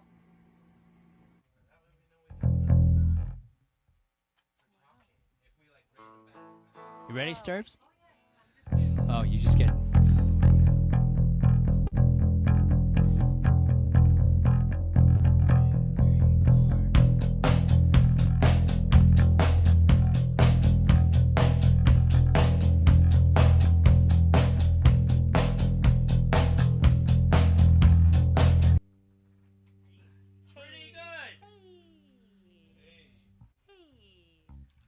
Pretty good. Hey.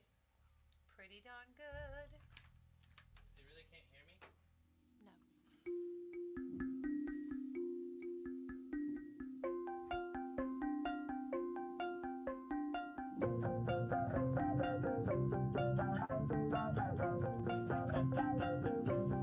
Just tell me his name. Just tell me you didn't get laid in our bedroom. And was it the same? Just tell me if his dick is bigger than mine. Do you remember the way it was when I was home before I left you all alone? I wanna be on a portrait and live a day with you, and that is all that I think about when you tell me that you cheated. On a portrait and live a day with you, and that is all that I think about when you tell me that you cheated on me. I knew that you would. I knew 'cause you told me your friends and family, and I did the same. So I guess that I deserve half of the blame. Do you remember the way it was for us before our love blowjobs on the boys? I wanna be on a portrait and live a day with you, and that is all that I think about when you tell me that you cheated. On a portrait and live a day with you, and that is all that I think about when you tell me that you cheated. Tell me that you cheated. What should I care about the long run? What should it matter to me? I always knew I'd end up with no one. Now I know that the end is near, 'cause you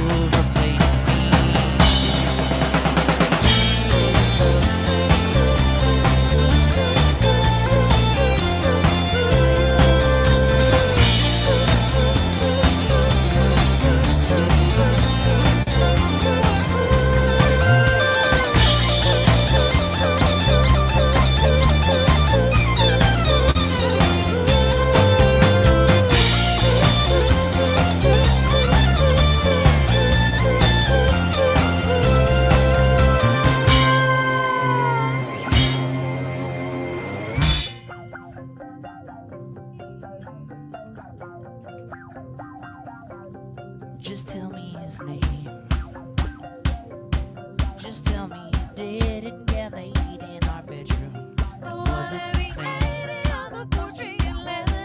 Just tell me if his dick's bigger than mine. Just tell me his baby. Just tell me you didn't get laid in our bedroom. Just tell me his. Just tell me you didn't get laid in our bedroom. And was it the same? Just tell me if his dick's bigger than mine. Tell me that you cheated. Tell me that you cheated on me.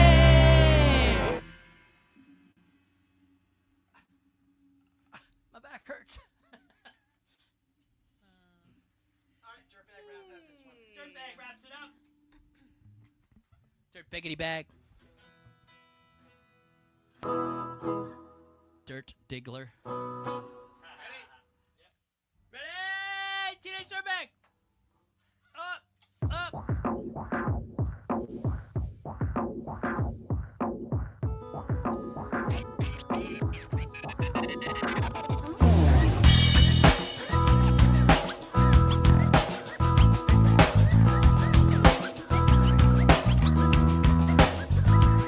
Her name is Noelle, and I have a dream about her. She rings my bell.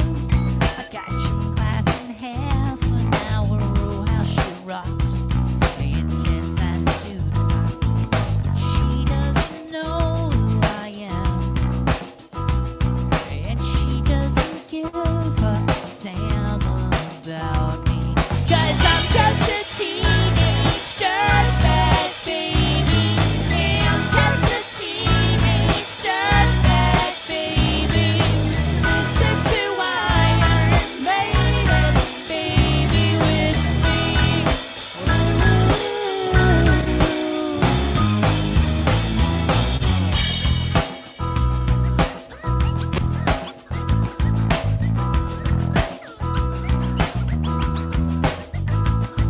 Her boyfriend's a dick, and he brings a gun to school, and he'd simply kick my ass if he knew the truth. He lives on my block, and he drives an around, but he doesn't know who I am, and he doesn't give a damn about me. 'Cause I'm just a teenage dirtbag baby. I'm just a teenage dirtbag baby. Listen to Iron Maiden, baby, with me.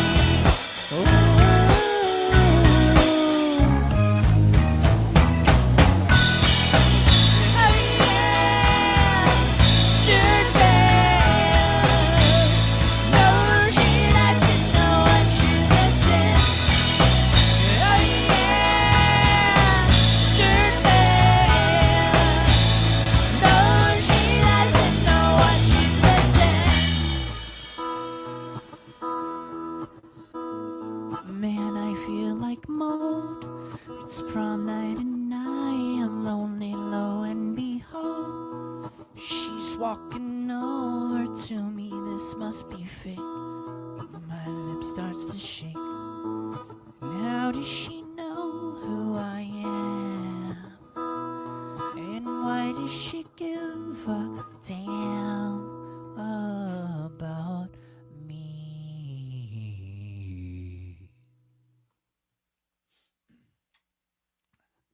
She said I got tickets to Iron Maiden, maybe.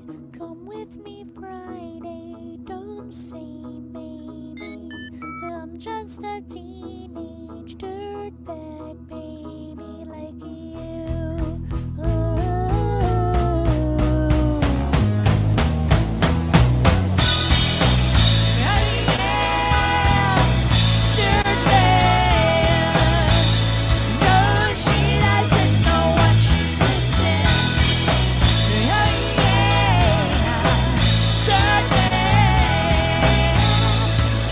She doesn't know what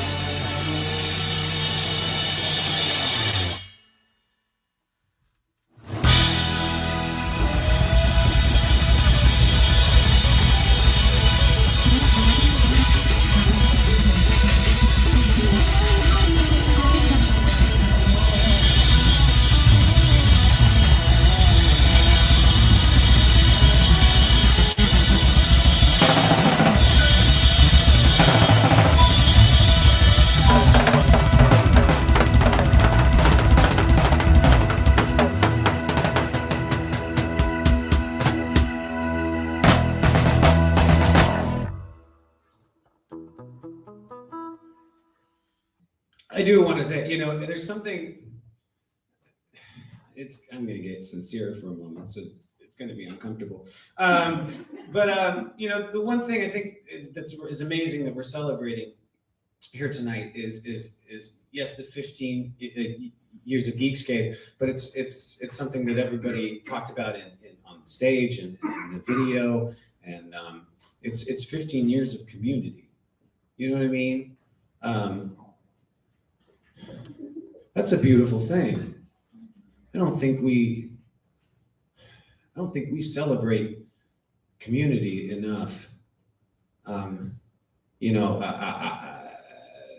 Whether it's music communities or communities that revolve around different culture or what have you, it's I think simply put, which is not something I'm good at, but everybody deserves to find a place to belong, and there's a difference between belonging and fitting in. You know what I mean? Everybody deserves to find a place where their good parts, the parts of themselves that they're proud of, the parts of themselves that they're not proud of, the parts of themselves that they find difficult to deal with on a daily basis, that they can come and find people that, whether or not they struggle with that same thing, they struggle with something, we all fucking do. And the place to come together and say, hey, I don't necessarily know what's going on with you, but if you're a human being and hurt is hurt, or joy is joy,